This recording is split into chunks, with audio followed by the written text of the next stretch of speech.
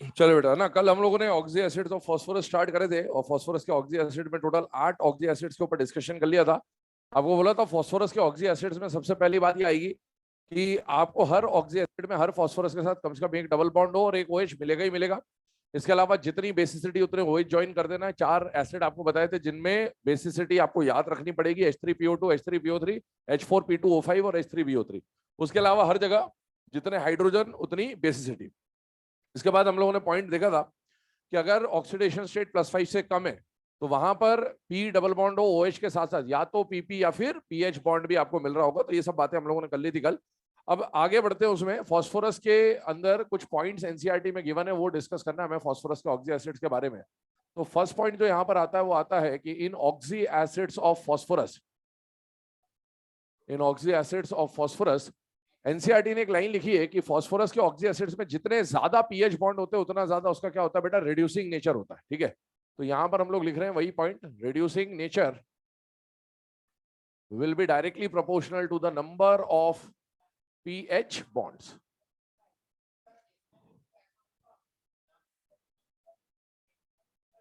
अब अगर एग्जांपल के लिए हम लोग यहाँ पर डिस्कशन करें तो एनसीईआरटी ने 3 एसिड आपको दे रखे हैं एग्जांपल के फॉर्म में, वही H3PO2, PO3 और PO4। तो उन्हीं के रिस्पेक्ट में हम लोग ये एग्जांपल देख लेते हैं। H3PO2, H3PO3 और H3PO4 आपको दे दिया गया। अब इनमें सपोज आपको रिड्यूसिंग नेचर को कंपेयर करना है, ठीक है। तो अगर रिड्यूसिंग नेचर कंपेयर करना है तो उसके लिए सबसे पहले आपको चेक करने पड़ेंगे नंबर ऑफ पीएच बॉन्ड्स, और इन सब में कितने पीएच बॉन्ड्स होते हैं वो हम लोग कल देख चुके हैं, 2, 1 और 0। अब आप देख सकते हैं सबसे ज्यादा पीएच बॉन्ड इनमें से किसके पास है बेटा, H3PO2। तो जिसके पास जितने ज्यादा पीएच बॉन्ड होंगे उसका रिड्यूसिंग नेचर क्या हो जाएगा, उतना ही ज्यादा। तो ये ऑर्डर आ जाएगा रिड्यूसिंग नेचर का।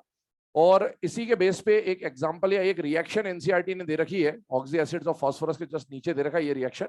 तो AgNO3 प्लस H3PO2 इसका एक्वस सॉल्यूशन लेते हैं बेसिकली। और जब ये रिएक्शन करवाएंगे, आप ध्यान सुनना, H3PO2 किसकी तरह काम करने वाला है बेटा, तीनों में से सबसे पावरफुल रिड्यूसिंग एजेंट है। तो अगर ये पावरफुल रिड्यूसिंग एजेंट है तो ये क्या करेगा, यहाँ पर जो मेटल है, मेटल को क्या कर देगा बेटा, रिड्यूस कर देगा। तो मेटल को रिड्यूस करेगा तो हमेशा जब भी इस टाइप की रिएक्शन आएंगी, H3PO2 रिएक्टेंट साइड में एक ही रिएक्शन है आपके सिलेबस में, वो यही है, ठीक है, एक ही रिएक्शन है। तो H3PO2 जब भी रिएक्टेंट साइड दिख जाए आपको एग्जाम में, आप समझ जाइएगा वो H3PO2 के रिड्यूसिंग नेचर को लेकर ही बनाई गई रिएक्शन है या उसी का क्वेश्चन है। और जब भी H3PO2 आएगा वो मेटल को, जो मेटल का आयन है उसको मेटालिक फॉर्म में चेंज करेगा, हमेशा रिड्यूस करेगा। तो मतलब यहां पर सिल्वर जो +1 था वो किस में कन्वर्ट हो जाएगा बेटा, सिल्वर 0 में। साथ ही साथ अगर हम लोग देखें तो जो H3PO2 है, क्योंकि उसने सामने वाले को रिड्यूस किया तो खुद क्या हो जाएगा बेटा, ऑक्सीडाइज। और H3PO2 ऑक्सीडाइज होकर कहां जाएगा बेटा, H3PO4 में चेंज हो जाएगा। जहां पर आप देख सकते हैं इसका स्टेट +1 से क्या हो गया बेटा, +5। और ये आपके मन में आ सकता है कि सर ये +3 में भी जा सकता था, बिल्कुल जा सकता था, +5 में भी जा सकता था, बिल्कुल जा सकता था। पर आप इनर्ट पेयर इफेक्ट जानते हैं, फास्फोरस +3 और +5 में से ज्यादा स्टेबल कहां है बेटा, +5। तो इसीलिए 1 से सीधे 5 पे जा रहा है, ये 3 में नहीं रुकेगा। और साथ ही साथ देखें, ये जो नाइट्रेट आयन है ये रेडॉक्स में पार्टिसिपेट नहीं करता। रेडॉक्स सिल्वर और फास्फोरस के बीच में हुआ है। ये नाइट्रेट आयन सीधे सीधे पानी के साथ जुड़ेगा और अपना HNO3 टाइप का एसिड बना लेगा। तो ये ओवरऑल रिएक्शन है HNO3। तो जब भी H3PO2 रिएक्टेंट साइड में दिख जाए समझ जाइएगा यही रिएक्शन है, इसके अलावा और कोई H3PO2 आपको रिएक्टेंट साइड में है ही नहीं इनऑर्गेनिक के अंदर रिएक्शन। सेकंड पॉइंट आता है हीटिंग इफेक्ट को लेकर।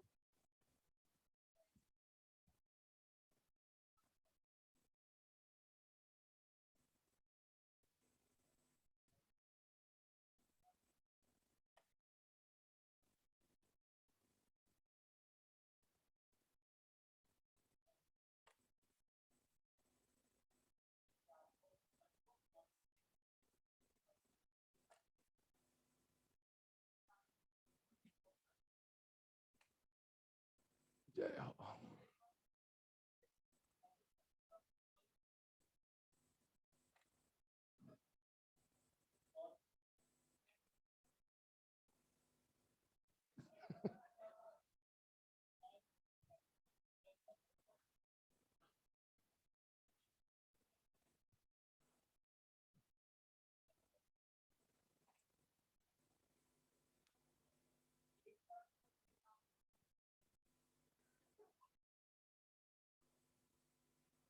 सिमिलरली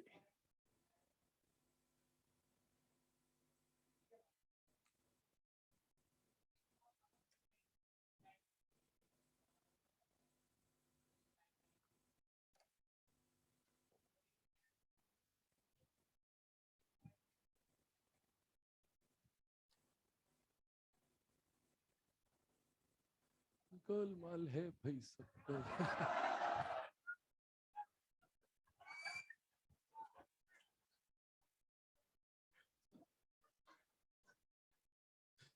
चलो ध्यान दो।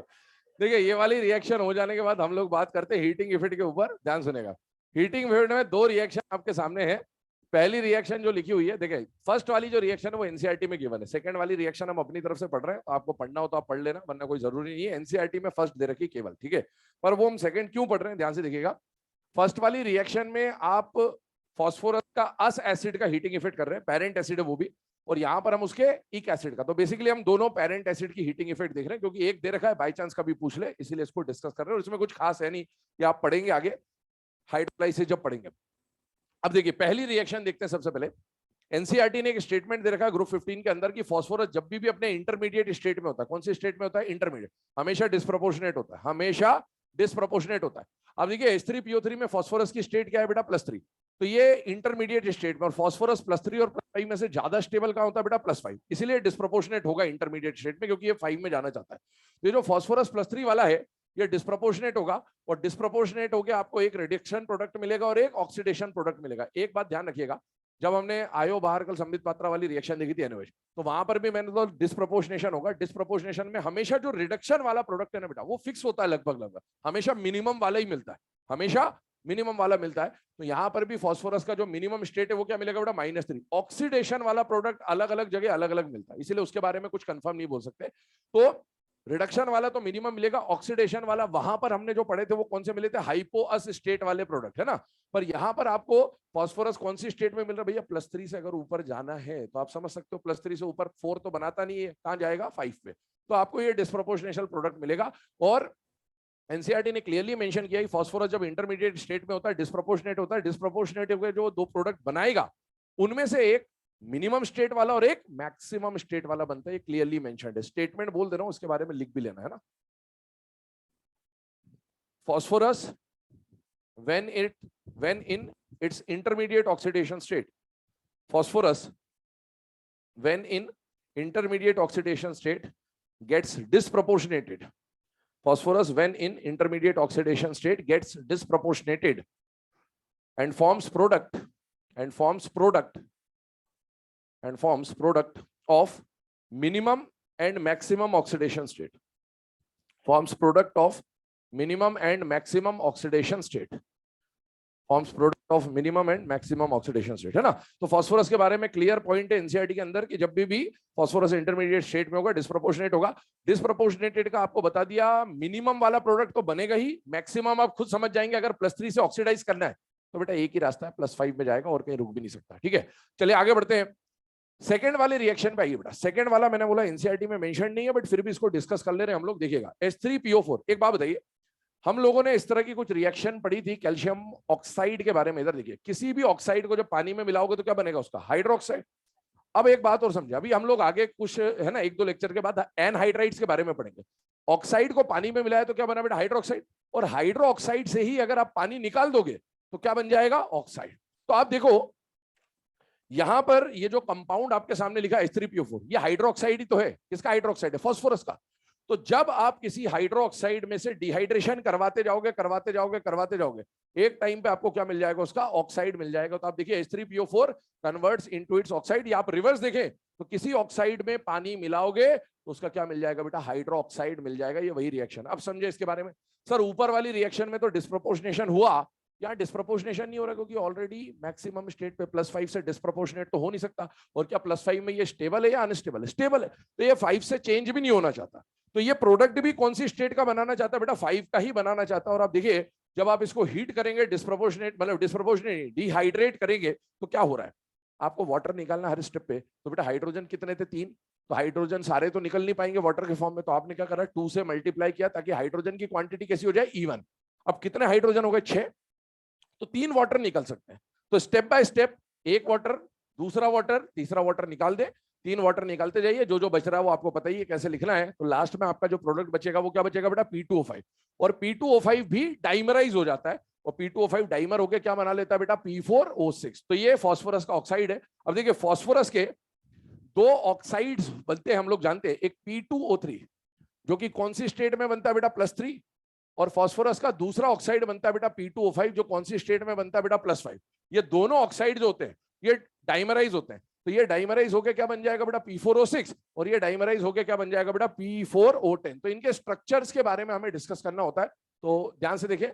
सबसे पहले स्ट्रक्चर बनाने का तरीका समझ लीजिएगा, क्योंकि ये कॉमन बात है, ये हर जगह लगभग लगभग काम आएगी आपको, यहाँ भी काम आ रही है। बोरेक्स जब पढ़ेंगे तो वहां भी ये पॉइंट काम में आएगा। अब देखो P4 दोनों में कॉमन है। क्या हमने फास्फोरस में P4 का स्ट्रक्चर पढ़ा था बेटा, ऐसा वीबीटी में काइट शेप टाइप का बनाया था? तो आपने वैसे ही 4 फास्फोरस जमा लिए। अब ध्यान सुनो, ये आपने जो वीबीटी में स्ट्रक्चर बनाया था, मैं वही स्ट्रक्चर बना दे रहा हूं यहां पर वापस से, ठीक है। और इस स्ट्रक्चर में देखिए, वहां पर तो सिर्फ P4 था, अब यहां पर P4 के साथ कौन आ गया? ऑक्सीजन आ गया। ये जो ऑक्सीजन आए हैं ना, इनको ब्रिजिंग एटम की तरह यूज करेंगे। कैसे यूज करेंगे? Bridging atom. ब्रिज बॉन्ड जब आप पढ़ते हो B2S6 में, तो ब्रिजिंग एटम वहां पर कौन होता है? हाइड्रोजन। और हाइड्रोजन को ब्रिजिंग एटम क्यों बोलते हैं? क्योंकि दो बोरॉन को ज्वाइन करता है। हमेशा ब्रिजिंग एटम उसको बोला जाएगा जो दो सेंट्रल एटम को ज्वाइन करेगा। किसको ज्वाइन करेगा? सेंट्रल। इस P4O6 P4O10 में सेंट्रल ऑक्सीजन है या फास्फोरस है? फास्फोरस। तो ऐसा ऑक्सीजन जो दो फास्फोरस के बीच में आ रहा होगा, उसको हम बोलेंगे ब्रिजिंग एटम, या फिर क्या बोलेंगे बेटा? Bridging oxygen. अब देखो, ये जो ऑक्सीजन है इनको ब्रिज में लगाइए, जब तक आ सकते हैं, जितने ब्रिज में आ सकते हैं लगाते जाइए। देखिएगा क्या यहां पर बीच में, अभी मैं स्ट्रक्चर थोड़ा सा चेंज कर दे रहा हूं क्योंकि प्लेनर नॉन प्लेनर में दिक्कत ना है, इसलिए ऐसे बना दे रहा हूं। P4O6 ये ऑक्सीजन भी ब्रिज में आ गया।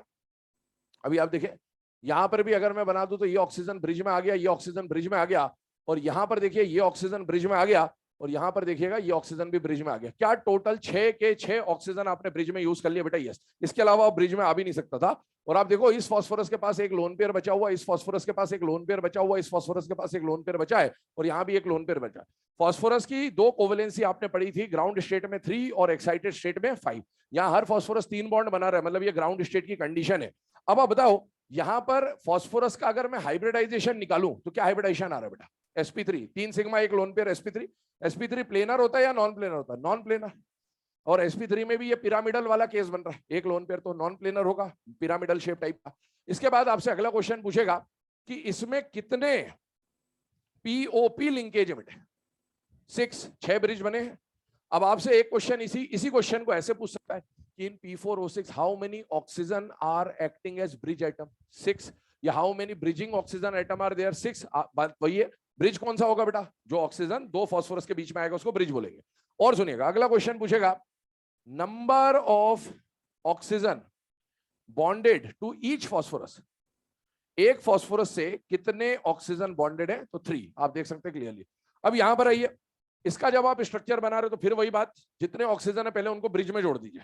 अब ब्रिज में जोड़ने चले तो क्या 6 ब्रिज में आ जाएंगे या नहीं आ जाएंगे बेटा? आ जाएंगे। तो पहला जो बेस स्ट्रक्चर बन रहा है वो तो वैसे ही बन रहा है जैसा उसका बना हुआ, 1 2 3 4 5 और ये 6। अब बचे हुए जो 4 ऑक्सीजन है वो ब्रिज में तो आ नहीं सकते, तो क्या ये फास्फोरस के पास एक एक लोन पेयर पड़ा हुआ था बेटा? यस। ये उसको एक्साइट कर देता है, और एक्साइट कर देगा तो इसके पास 2 अनपेड इलेक्ट्रॉन आ जाएंगे, और जो आने वाला ऑक्सीजन है उसके पास भी 2 अनपेड है, तो ये आपस में क्या बना लेंगे बेटा? 2 कोवेलेंट बॉन्ड बना लेंगे। तो ये स्ट्रक्चर बन के आ जाएगा किसका? P4O10 का। अब यहां पर आपसे हाइब्रिडाइजेशन पूछे तो हाइब्रिडाइजेशन वही है, sp3 प्लेनर नॉन प्लेनर में again non planar. Number of POP linkage अभी भी 6 है, बट चेंज क्या हो गया? Number of oxygen bonded to each phosphorus. पहले 3 थे और अब कितने हो गए बेटा? 4 हो गए हैं, क्योंकि आप देख सकते हो हर फास्फोरस के आसपास ऑक्सीजन एटम आपको दिख रहे होंगे। तो ये कंडीशंस है कि इस तरह का क्वेश्चन आ जाए तो P4O6 P4O10 का स्ट्रक्चर कैसे बनाना है। अब एक और बात सुनो, अब आगे जाके जब बोरेक्स का स्ट्रक्चर बनवाऊंगा मैं, सुनना मेरी बात ध्यान से, अभी लिखना बंद कर दो, बोरेक्स का स्ट्रक्चर बनाऊंगा तो वहां पर आएगा B4O5। क्या आएगा? तो पहले जैसे P4 है वैसे B4 आपने काइट काइट काइट काइट लगा दिया, तो 5 ऑक्सीजन है, ब्रिज में जोड़ोगे पहले साइड साइड साइड और साइड, और एक ऑक्सीजन ब्रिज में आ पाएगा क्योंकि दूसरा ऑक्सीजन है नहीं ब्रिज में ज्वाइन करने के लिए। तो जब बोरेक्स का स्ट्रक्चर बनाएंगे B4O5 तो ऐसे ही बनेगा, बस यहां पर या यहां पर दोनों में से एक ही जगह ब्रिज बना पाओगे आप। इस तरह की कंडीशन आएगी, नोट करें इसे।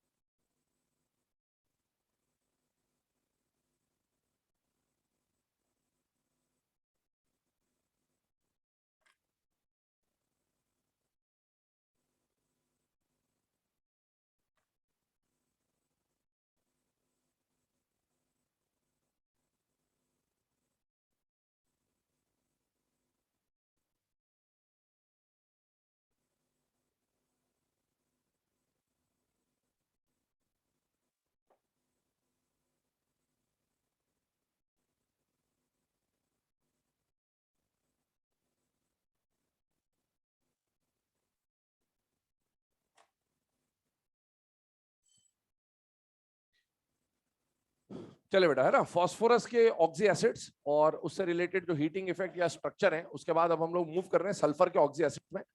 तो सल्फर वल्फर में कोई ज्यादा प्रॉब्लम नहीं है, क्योंकि इसमें कोई एक्सेप्शन आएंगे नहीं, नॉर्मल सा बिल्कुल फंडामेंटल चलेगा इसमें। ठीक है, सबसे पहले यहाँ पर हम लोग दो सल्फर के ऑक्सी एसिड्स के ऊपर बात कर रहे हैं, ध्यान सुनना ध्यान समझना। ठीक है, सल्फर के दो पेरेंट एसिड रहते हैं, मैंने कल भी आपको बोला था हर एलिमेंट के दो पेरेंट एसिड होंगे, एक कौन सा होगा बेटा, अस, और एक कौन सा होगा, इक।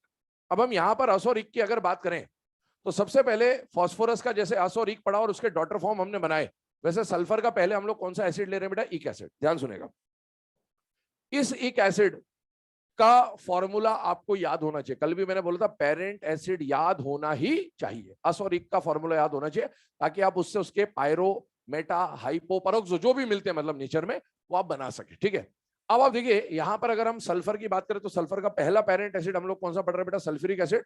सल्फ्यूरिक एसिड का फॉर्मूला क्या बेटा, H2SO4, ये आपको पता होता है, इसमें कोई दिक्कत नहीं है। सल्फर की स्टेट निकालिए यहाँ पर एक्स वाली मेथड से, क्या आएगा बेटा, +6। सल्फर ग्रुप 16 का मेंबर है और ग्रुप 16 की रेंज कहां से कहां तक होती है बेटा, -2 से लेकर +6। क्या ये रेंज में है या नहीं बेटा, है। अगर रेंज से ज्यादा हो तो परऑक्सी लिंकेज होगा। कौन सा लिंकेज होगा, परऑक्सी लिंकेज होगा। ध्यान सुन लेना, रेंज से ज्यादा हो तो कौन सा लिंकेज होगा, परऑक्सी। परऑक्सी का कल मैंने एक तरीका आपको और बताया था कि ऐसा अगर स्ट्रक्चर में ओ आ जाए तो उसको क्या बोलते हैं बेटा, परऑक्सी लिंकेज बोलते हैं। लेकिन ये तो स्ट्रक्चर बनाने के बाद की कहानी है, आपको डायरेक्ट जब भी पहचानना है तो सीधी सी बात यह है कि अगर ऑक्सीडेशन स्टेट रेंज से ज्यादा आ जाए तो कौन सा लिंकेज होगा, पर ऑक्सी लिंकेज होगा। चेक करते हुए चल रहे हैं उसको, तो ये रेंज में है, कोई दिक्कत नहीं। आगे सुने, अब इसमें जितने हाइड्रोजन उतनी बेसिसिटी, क्योंकि सल्फर वल्फर के ऑक्सी एसिड में या इसके बाद हम हेलोजन पढ़ेंगे उनके ऑक्सी एसिड में कोई भी एक्सेप्शन बेसिसिटी में नहीं है। जितना हाइड्रोजन उतनी बेसिसिटी। कल आपको जो रूल बताए थे कि डबल बॉन्ड OH वगैरह, वो सब किसके लिए थे, फास्फोरस के लिए थे। सल्फर में वो केस मत लगाइएगा। अब स्टार्ट करते हैं इसको कैसे बनाना है स्ट्रक्चर को। सबसे पहले सेंट्रल एटम बना दिया, उसके बाद जितनी बेसिसिटी उतने क्या ज्वाइन कर दो बेटा, OH। मतलब कितने OH ज्वाइन कर देंगे, 2। अब OH ज्वाइन करने के बाद, क्योंकि ये ऑक्सी एसिड है, तो या तो हाइड्रोजन बचेगा या ऑक्सीजन बचेगा। जो भी बच रहा है उसको सेंट्रल एटम से ज्वाइन कर दीजिए। अभी 2 ऑक्सीजन बचे हुए, तो एक ऑक्सीजन यहाँ डबल बॉन्ड से और एक ऑक्सीजन यहाँ डबल बॉन्ड से। इसके स्ट्रक्चर में कोई नई बात नहीं, आप जानते हैं, लेकिन हाँ तरीका अपन समझते चले, क्योंकि वही अप्लाई करना है आगे भी। ये स्ट्रक्चर बन गया। अब अगला क्वेश्चन क्या बनेगा कि आप इसके स्ट्रक्चर से स्टेट निकाल लीजिए। तो बेटा 1 1 2 2 तो कितना आ जाएगा, 6 आ जाएगा। अगला क्वेश्चन पूछेगा number of OH SOH linkage, तो 2। नंबर ऑफ SO लिंकेज तो 4। नंबर ऑफ SS लिंकेज तो 0। ऐसे बहुत सारे क्वेश्चन बना सकता है, वो यहाँ इसके लिए नहीं लिख रहा हूं, बाकियों में मैं लिखते चलूंगा। ठीक है, क्योंकि ये बहुत सिंपल है। अब आगे बढ़ जाते हैं। सल्फ्यूरिक एसिड में एक बात और सुनिएगा, क्या मैंने यहाँ पर सल्फ्यूरिक एसिड के पहले ऑर्थो सल्फ्यूरिक एसिड लिखा क्या? कल मैंने आपको बताया था ऑर्थो डॉटर के साथ यूज करते हैं या पेरेंट के साथ, पेरेंट। और कब यूज करते हैं, जब उस पेरेंट का मेटाफॉर्म एग्जिस्ट करता है। इसका मेटाफॉर्म एग्जिस्ट नहीं कर पाएगा। क्यों एग्जिस्ट नहीं कर पाएगा, क्योंकि जब आप इसमें से एक पानी निकालोगे तो वो एसिड नहीं बनेगा, ऑक्साइड बन जाएगा। मैंने सीधा सा तरीका आपको बोला था, 3 हाइड्रोजन हो तो ऑर्थो यूज कर लेना। इसमें कितने हाइड्रोजन है बेटा, 2, तो इसके साथ ऑर्थो वर्ड आप यूज नहीं कर पाएंगे। अब बना रहे हैं इसका अगला डॉटर एसिड, और डॉटर एसिड जो आ रहा है वो कौन सा आ रहा है बेटा, पायरो। अब देखिए पायरो को कल भी मैंने आपको बोला था कि पायरो को डाई एसिड भी बोल सकते हैं। जैसे पायरो आ गया तो इसको डाई सल्फ्यूरिक एसिड बोला जा सकता है, और इसको क्या बोल सकते हैं, मोनो सल्फ्यूरिक एसिड। काम आएगा भी ये। अब आप देखो पायरो बनाने का तरीका क्या था, 2 मोल पेरेंट एसिड में से एक पानी निकाल दो। अब मैं इक्वेशन नहीं लिख रहा हूं, मैं डायरेक्टली लिख रहा हूं। 2 मोल में से एक पानी निकालने के बाद आपके पास क्या बचेगा, H2S2O7। और ये जो H2S2O7 है ना, इसी को क्या बोला जाता है बेटा, ओलियम भी बोला जाता है। आपने नाम सुन रखा होगा इसका, कॉमन नेम या इंडस्ट्रियल नेम हम लोग क्या यूज कर लेते हैं बेटा, ओलियम। अब इसकी ऑक्सीडेशन स्टेट अगर आप निकालें तो सल्फर का स्टेट यहाँ पर एक्स वाली मेथड से कितना आ जाएगा बेटा, +6। क्या ये रेंज में है या नहीं है बेटा, है। अगर रेंज में है इसका मतलब ये परऑक्सी एसिड नहीं होगा। अब आगे बढ़ते हैं, बेसिसिटी कितनी दे रखी है बेटा, 2। अब स्ट्रक्चर बनाने का तरीका देखिए, क्या ये अप टू O7 है या नहीं है बेटा, है। Z2O7 में कौन सा बॉन्ड बोला था, ZOZ बॉन्ड, ZOZ बॉन्ड। और बेसिसिटी कितनी है बेटा, 2। और सेंट्रल एटम 2 है आपके पास, तो सिमेट्रिकली डिवाइड करिए दोनों पे, एक OH इधर, एक OH इधर। अब आप बताइए क्या बच रहा है, हाइड्रोजन तो खत्म हो गए, सल्फर खत्म हो गए, बचे ऑक्सीजन। कितने ऑक्सीजन बचे, 4। दोनों सल्फर पे सिमेट्रिकली डिवाइड करिए। 4 ऑक्सीजन है तो एक इस पे, दूसरा इस पे, तीसरा इस पे, चौथा इस पे। यह स्ट्रक्चर बन के आ जाएगा किसका, H2S2O7 के लिए। अब आपसे क्वेश्चन पूछेगा दोनों इंडिविजुअल सल्फर का स्टेट निकाल दो बेटा। तो इस सल्फर का स्टेट कितना आ रहा है +6 और इस सल्फर का स्टेट भी कितना आ रहा है बेटा +6। वो +6 का एवरेज निकालोगे तो क्या वो भी +6 के बराबर आ जाएगा? नहीं आ जाएगा? आ जाएगा। खुले रहने दो भैया, बंद मत करो। Number of SS linkage, SS linkage की अगर हम लोग बात करें बेटा तो यहां पर कोई एसएस लिंकेज दिख रहा है या नहीं दिख रहा बेटा? नहीं दिख रहा। एसएस लिंकेज क्या हो जाएगा? 0। इसके बाद एसओएस लिंकेज क्या हो जाएगा? 1। और एसओ लिंकेज पूछ ले तो कल मैंने आपको बोला भी था इसमें डबल और सिंगल दोनों काउंट हो जाएंगे। आप बताइए कितने हो जाएंगे? 8 हो जाएंगे ना। 4 इस सल्फर के, 4 इस सल्फर के। चलिए नोट करिए इसे।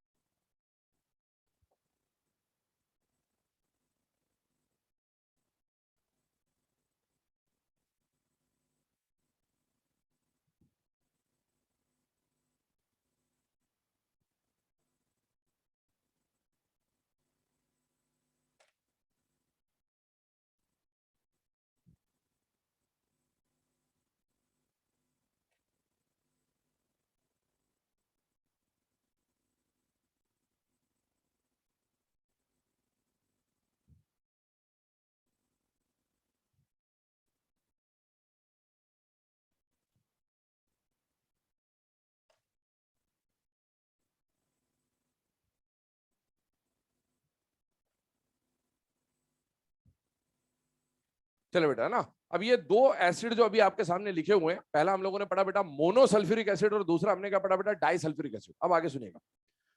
थर्ड और फोर्थ वाले जो एसिड है उसके ऊपर हम बात करें तो अब आपके सामने नाम देखिए जरा क्या लिखा है? पर ऑक्सो मोनोसल्फ्यूरिक एसिड। नाम सब समझ में आ रहा है? परऑक्सो लिखा मतलब ये पेरेंट है या डॉटर है? डॉटर। और डॉटर एसिड अगर परऑक्सो लिखा है मतलब ओ ओ का लिंकेज होगा। अगले वाले में भी परऑक्सो लिखा है, ओ ओ का लिंकेज होगा। इसी एसिड को आप जानते हैं क्या बोलते हैं बेटा? कैरोज एसिड। H2SO5 लिखा हुआ है, कैरोज एसिड बोला जाता है। और H2S2O8 को क्या बोलते हैं बेटा? मार्शल्स एसिड भी बोलते हैं ना। तो बाई चांस परऑक्सो लिख के आ जाए तब तो कोई दिक्कत ही नहीं है, लेकिन कैरोज और मार्शल आए तो फिर आपको फॉर्मूले याद होने चाहिए। आगे सुनेगा, नाम देखो जरा ध्यान से। ऊपर लिखा है परऑक्सो, लेकिन परऑक्सो के बाद क्या लिखा हुआ है बेटा?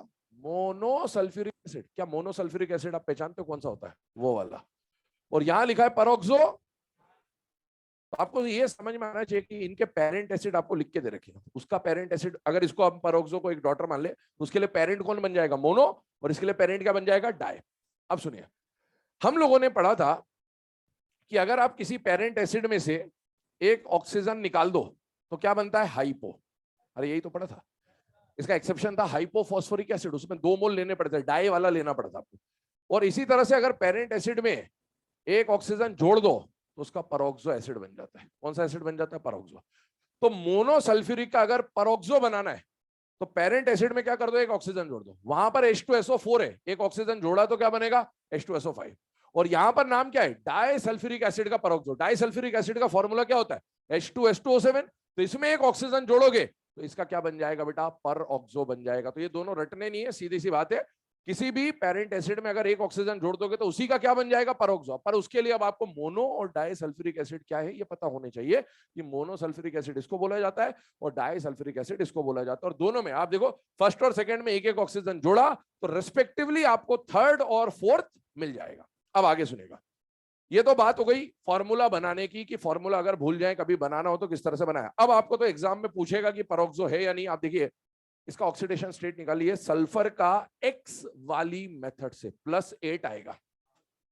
एक्स वाली मेथड से निकालिए +8 आएगा और इसका +7 आएगा। क्या सल्फर की मैक्सिमम स्टेट +6 होती है या नहीं होती? होती है।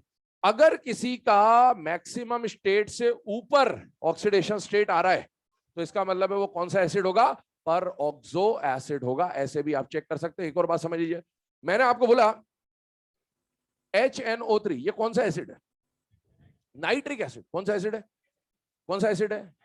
अच्छा, इसमें नाइट्रोजन की स्टेट क्या है, नाइट्रोजन फास्फोरस के ही ग्रुप का तो है। क्या ये रेंज में है या नहीं है? कोई दिक्कत नहीं है। अब मैं आपको बोलूं पर नाइट्रिक एसिड बनाना है तो कैसे बनाएंगे? पेरेंट एसिड में क्या जोड़ना पड़ेगा, एक ऑक्सीजन। अब बताइए पर नाइट्रिक एसिड का फॉर्मूला क्या बनेगा? और यहां पर अगर आप एक्स वाली मेथड निकालोगे तो +7 आएगा, जो कि पॉसिबल। तो आपको समझ में आना चाहिए कि अगर ऑक्सीडेशन स्टेट किसी एसिड में एलिमेंट की रेंज से ज्यादा है तो वो कौन सा एसिड होगा, पर ऑक्सो एसिड होगा। क्या ये बात समझ पा रहे हैं बेटा? मैंने आपको बोला H3PO4 ये कौन सा एसिड है बेटा, फॉस्फोरिक एसिड। अब मैं बोलूं कि इसका परोक्सो फॉस्फोरिक एसिड बना दो, ये मोनो फॉस्फोरिक एसिड बोल दूं, क्या बोल दूं, मोनो फॉस्फोरिक। तो मैं बोल दूं परोक्सो मोनो फॉस्फोरिक एसिड बना दीजिए, क्या फॉर्मूला बना पाएंगे बेटे? ये बन जाएगा।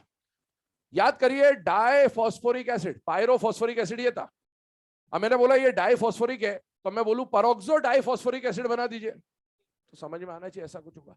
तो अगर आपको किसी का भी पर एसिड बनाना है तो आपको क्या करना है, सीधे सीधे जो पेरेंट है उसमें क्या ज्वाइन कर देना बेटा, एक ऑक्सीजन ज्वाइन कर देना है। या तो ऐसे फॉर्मूला बना ले, या फिर अगर ऑक्सीडेशन स्टेट रेंज से ज्यादा आती है तो आप समझ जाएंगे कि वो कौन सा एसिड है बेटा, परोक्सो एसिड। अब इतना, इससे ज्यादा और कुछ नहीं किया जा सकता। ठीक है, अब आइए यहाँ पर स्ट्रक्चर बना रहे हैं। H2SO4 का स्ट्रक्चर आपको पता है, एक ऑक्सीजन ज्वाइन कर दो बस, यहाँ पर खत्म हो गया काम। और ऑक्सीजन किस में ज्वाइन करोगे, सिंगल सिंगल बॉन्ड जुड़ना चाहिए। यहाँ ज्वाइन करने से कुछ होगा नहीं, क्योंकि वो जो ऊपर वाला ऑक्सीजन आएगा वो किससे जुड़ेगा, समझ में आना चाहिए है ना। ऐसे थोड़ी बहुत बेसिक बातें हैं। तो आप ऐसे जोड़ेंगे इसको OOH, यहाँ डबल बॉन्ड रहेगा, यहाँ डबल बॉन्ड, इधर जोड़ दो या इधर जोड़ दो चलेगा। बाद में बाहर मत आना सर इधर आपने जोड़ दिया मैं इधर जोड़ दूं तो क्या हो जाएगा। जोड़ दे भाई, तेरी मर्जी, लेफ्टी राइटी अपने हिसाब से देख लेना। पर ऑक्सी लिंकेज, ठीक है। और आप जानते हैं कि इसकी ऑक्सीडेशन स्टेट अगर आप X से निकालते तो +8 आता, जो कि पॉसिबल ही नहीं है। तो आप रेडॉक्स में पढ़ चुके होते हैं, रेडॉक्स में आपको जनरली ऐसा बोलते हैं कि अगर रेंज से बाहर स्टेट आती है तो वहां पर वो एलिमेंट जनरली मैक्सिमम, जनरली होता ही, ऑलवेज नहीं होता, ध्यान रखना है ना। तो इसीलिए जब भी ऐसी कहानी आए आपको स्ट्रक्चर से स्टेट निकालनी होती है। अब देखिए स्ट्रक्चर से आपको स्टेट क्या मिलेगी, यहां से मिलेगा 1, यहां से मिलेगा 1, यहां से मिलेगा 2, यहां से मिलेगा 2 और क्या आ जाएगा +6। वरना फिर अगर मैक्सिमम होती हर बार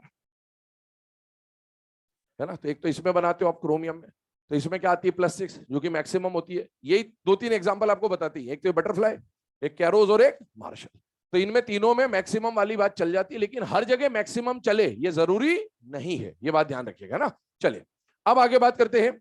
नेक्स्ट वाले केस में परोक्सो डाइसल्फ्यूरिक एसिड, देखिए फॉर्मूला हमने क्या बनाया बेटा, H2S2O8। क्या ये Z2O8 टाइप का है या नहीं है बेटा? है। इसका मतलब कौन सा बॉन्ड मिलेगा, ZOOZ। अब स्ट्रक्चर बनाना समझिए, बेसिसिटी कितनी बेटा, 2। इसका मतलब है दोनों सल्फर पे सिमेट्रिकली डिवाइड करिए, एक OH इधर एक OH इधर, बचे 4 ऑक्सीजन, सिमेट्रिकली डिवाइड करते जाइए, डबल बॉन्ड हो डबल बॉन्ड हो डबल बॉन्ड ओ डबल बॉन्ड हो, ये स्ट्रक्चर बन जाएगा जिसमें ये बीच वाला लिंकेज पर ऑक्सी लिंकेज है। फिर वही क्वेश्चन आ जाएगा, नंबर ऑफ SS लिंकेज पूछ लेगा, तो ये 0 हो जाएगा क्योंकि वो तो अप टू O6 होता है। फिर आपसे पूछ लेगा नंबर ऑफ SOOS लिंकेज, तो यहाँ पर SOOS लिंकेज कितना आ जाएगा, 1। इस तरह के क्वेश्चन यहाँ पर फ्रेम किए जा सकते हैं। सुनिएगा अगले, नेक्स्ट वाले एसिड पे आ रहा हूं, ध्यान सुनना।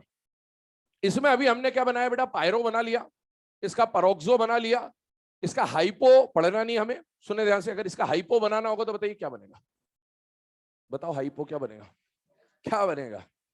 H2SO3 तो आप बना नहीं सकते, वही फास्फोरस वाली बात आएगी, क्योंकि हाँ तो 2 मोल लोगे तो क्या बनेगा वो, अरे 2 मोल लोगे तो ये बनेगा, और फिर 2 मोल में से एक ऑक्सीजन निकालोगे तो क्या बनेगा, H2H2O6। वो इसका हाइपो नहीं होता है, वो डाइथायोनिक एसिड होता है, तो इसका हाइपो नहीं बनेगा, पहली बात, ठीक है। और इसमें मेटा बनता ही नहीं है, क्योंकि आपने अगर मेटा बनता होता तो यहां क्या लिखा होता, ऑर्थो। तो इसमें हम लोगों को सिर्फ क्या पढ़ना है बेटा, पायरो और परोक्सो, ठीक है। अब आगे बढ़ते हैं, ध्यान सुनेगा। इसमें एक एसिड और लिखा है वो आपके सामने, थायो, ध्यान सुनना। थायो की बात कर रहा हूं मैं, यहां पर है ना, हाइपो मेटा परोक्सो इस तरह से कुछ होता तो हम समझ जाते हैं डॉटर एसिड। ये भी एक तरह का एसिड ही है, डेरिवेटिव ही है, डॉटर एसिड बोल सकते हैं, लेकिन हमने जो पढ़े उनमें से थायो नहीं। तो अब क्या करना है, थायो का मतलब क्या होता है, ध्यान सुनिएगा, नाम पूरा पढ़े, थायो सल्फ्यूरिक एसिड। सल्फ्यूरिक एसिड का कौन सा फॉर्म बनाना है, थायो फॉर्म बनाना।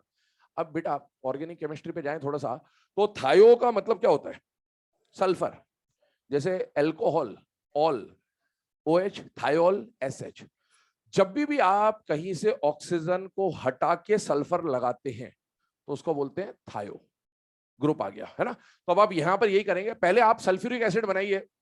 सल्फ्यूरिक एसिड का स्ट्रक्चर क्या होता है बेटा, ये होता है। और सल्फ्यूरिक एसिड के स्ट्रक्चर में अगर आप ऑक्सीजन हटाएं और सल्फर लगा दें तो इसको बोला जाएगा थायो सल्फ्यूरिक एसिड। ऑक्सीजन हटाएं, सल्फर लगाएं, तो ऐसा जो रिप्लेसमेंट होता है उसकी वजह से जो बनने वाला एसिड है उसको क्या बोला जाएगा बेटा, सल्फ्यूरिक एसिड का ये थायो फॉर्म बन रहा है, तो थायो सल्फ्यूरिक एसिड बन जाएगा। आप यहां पर चेंज नहीं कर सकते, मतलब यहाँ OH के बदले SH, यहाँ चेंज मत करना क्योंकि बेसिसिटी बदल जाएगी, आपको बेसिसिटी 2 रखनी है, ये बात ध्यान रखते हुए, इसीलिए या तो यहाँ चेंज होगा या यहाँ चेंज होगा। अब इसमें एक खास बात देखिए, सबसे पहली बात, थायोसल्फ्यूरिक एसिड का फॉर्मूला आपने बना लिया, H2SO3। स्ट्रक्चर कैसे बनाना है, ऑक्सीजन हटाना है, सल्फर लगाना है, जो कि थायो में होता ही है, तो वो पॉइंट काम में आ गया। अब आप इसकी ऑक्सीडेशन स्टेट निकालें अगर, तो इसकी स्टेट यहां पर क्या आ रही है बेटा, +2। क्या ये रेंज में है या नहीं है, मतलब ये परऑक्सी एसिड तो नहीं होगा।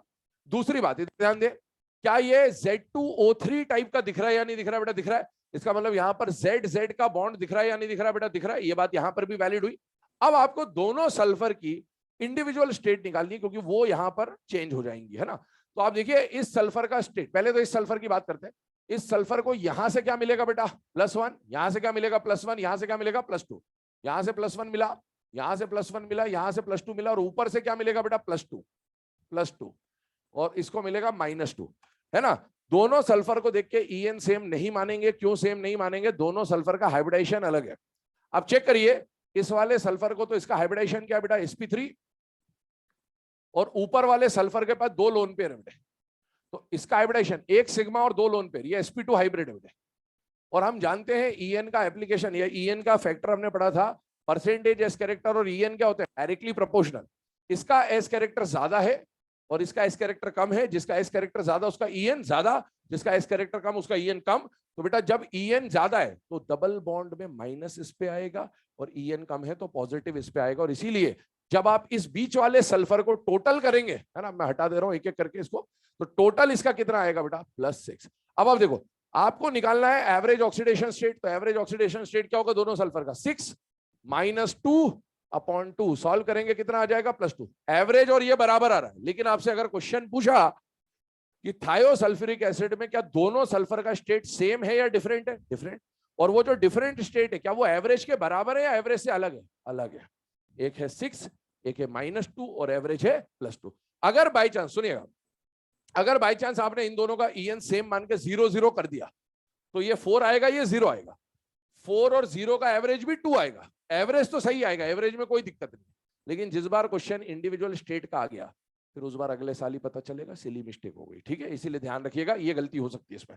आगे बढ़ जाते हैं, सल्फ्यूरस एसिड। देखिए एक पेरेंट एसिड हम लोगों ने पढ़ लिया, पहला पेरेंट एसिड कौन था बेटा, इक एसिड। अब आते हैं अस एसिड पे, फिर से सुने, इसके नाम के साथ भी क्या ऑर्थो यूज किया जा सकता है क्या, नहीं, क्योंकि इसके पास भी कितने हाइड्रोजन है बेटा, 2, 3 होते तो हम ऑर्थो सल्फ्यूरस एसिड बोल सकते थे। और जितने हाइड्रोजन उतनी बेसिसिटी, स्ट्रक्चर बनाने का तरीका बोला था, पहले सेंट्रल एटम लिख दें और जितनी बेसिसिटी उतने क्या ज्वाइन करते बेटा, OH। जो भी एटम बच रहा है अब उसको सल्फर पे ज्वाइन करते तो एक ऑक्सीजन बचा हुआ है, और साथ में इसके पास क्या आ जाएगा बेटा, एक लोन पेयर आ जाएगा, है ना। बाकी कितने क्या बॉन्ड बॉन्ड है वो सब नहीं लिख रहा हूं क्योंकि वो आप क्लियरली देख सकते हैं।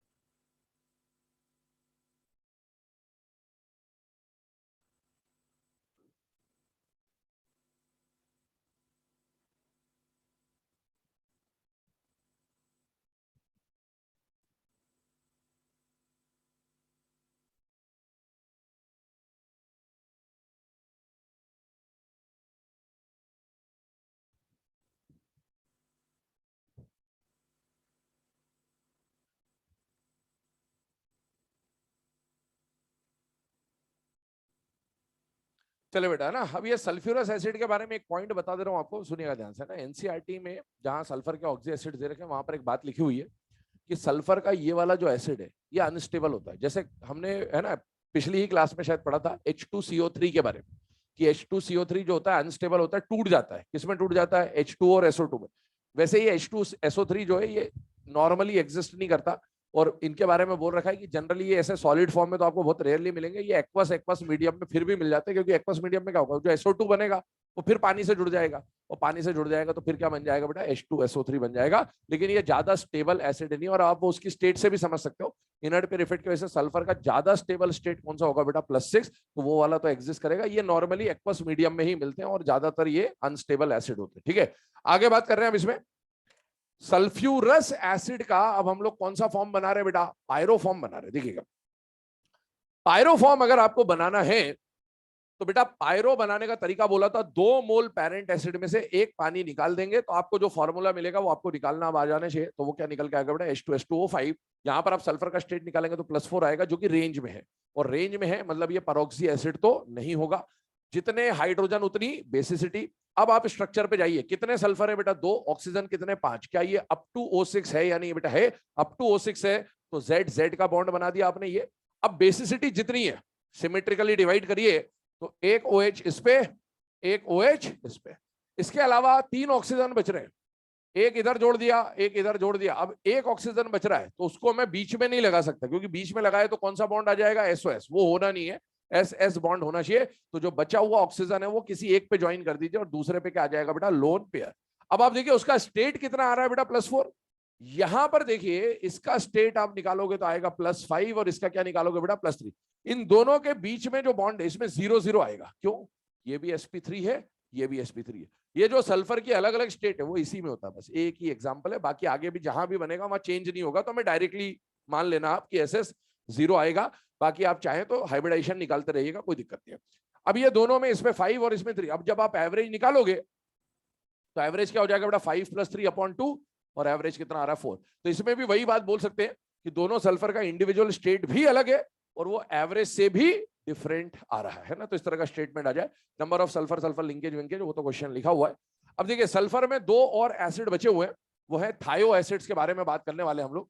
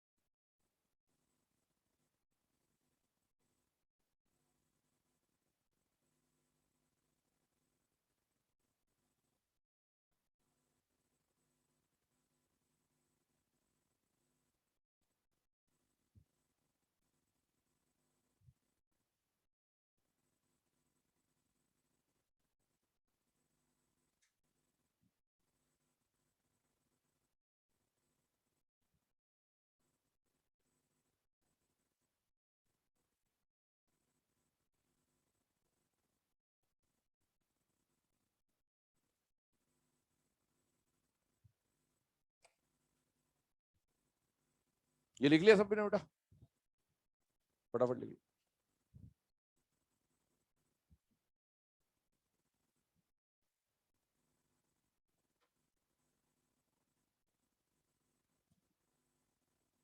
टेस्ट ब्लॉक कर लिया सॉल्व?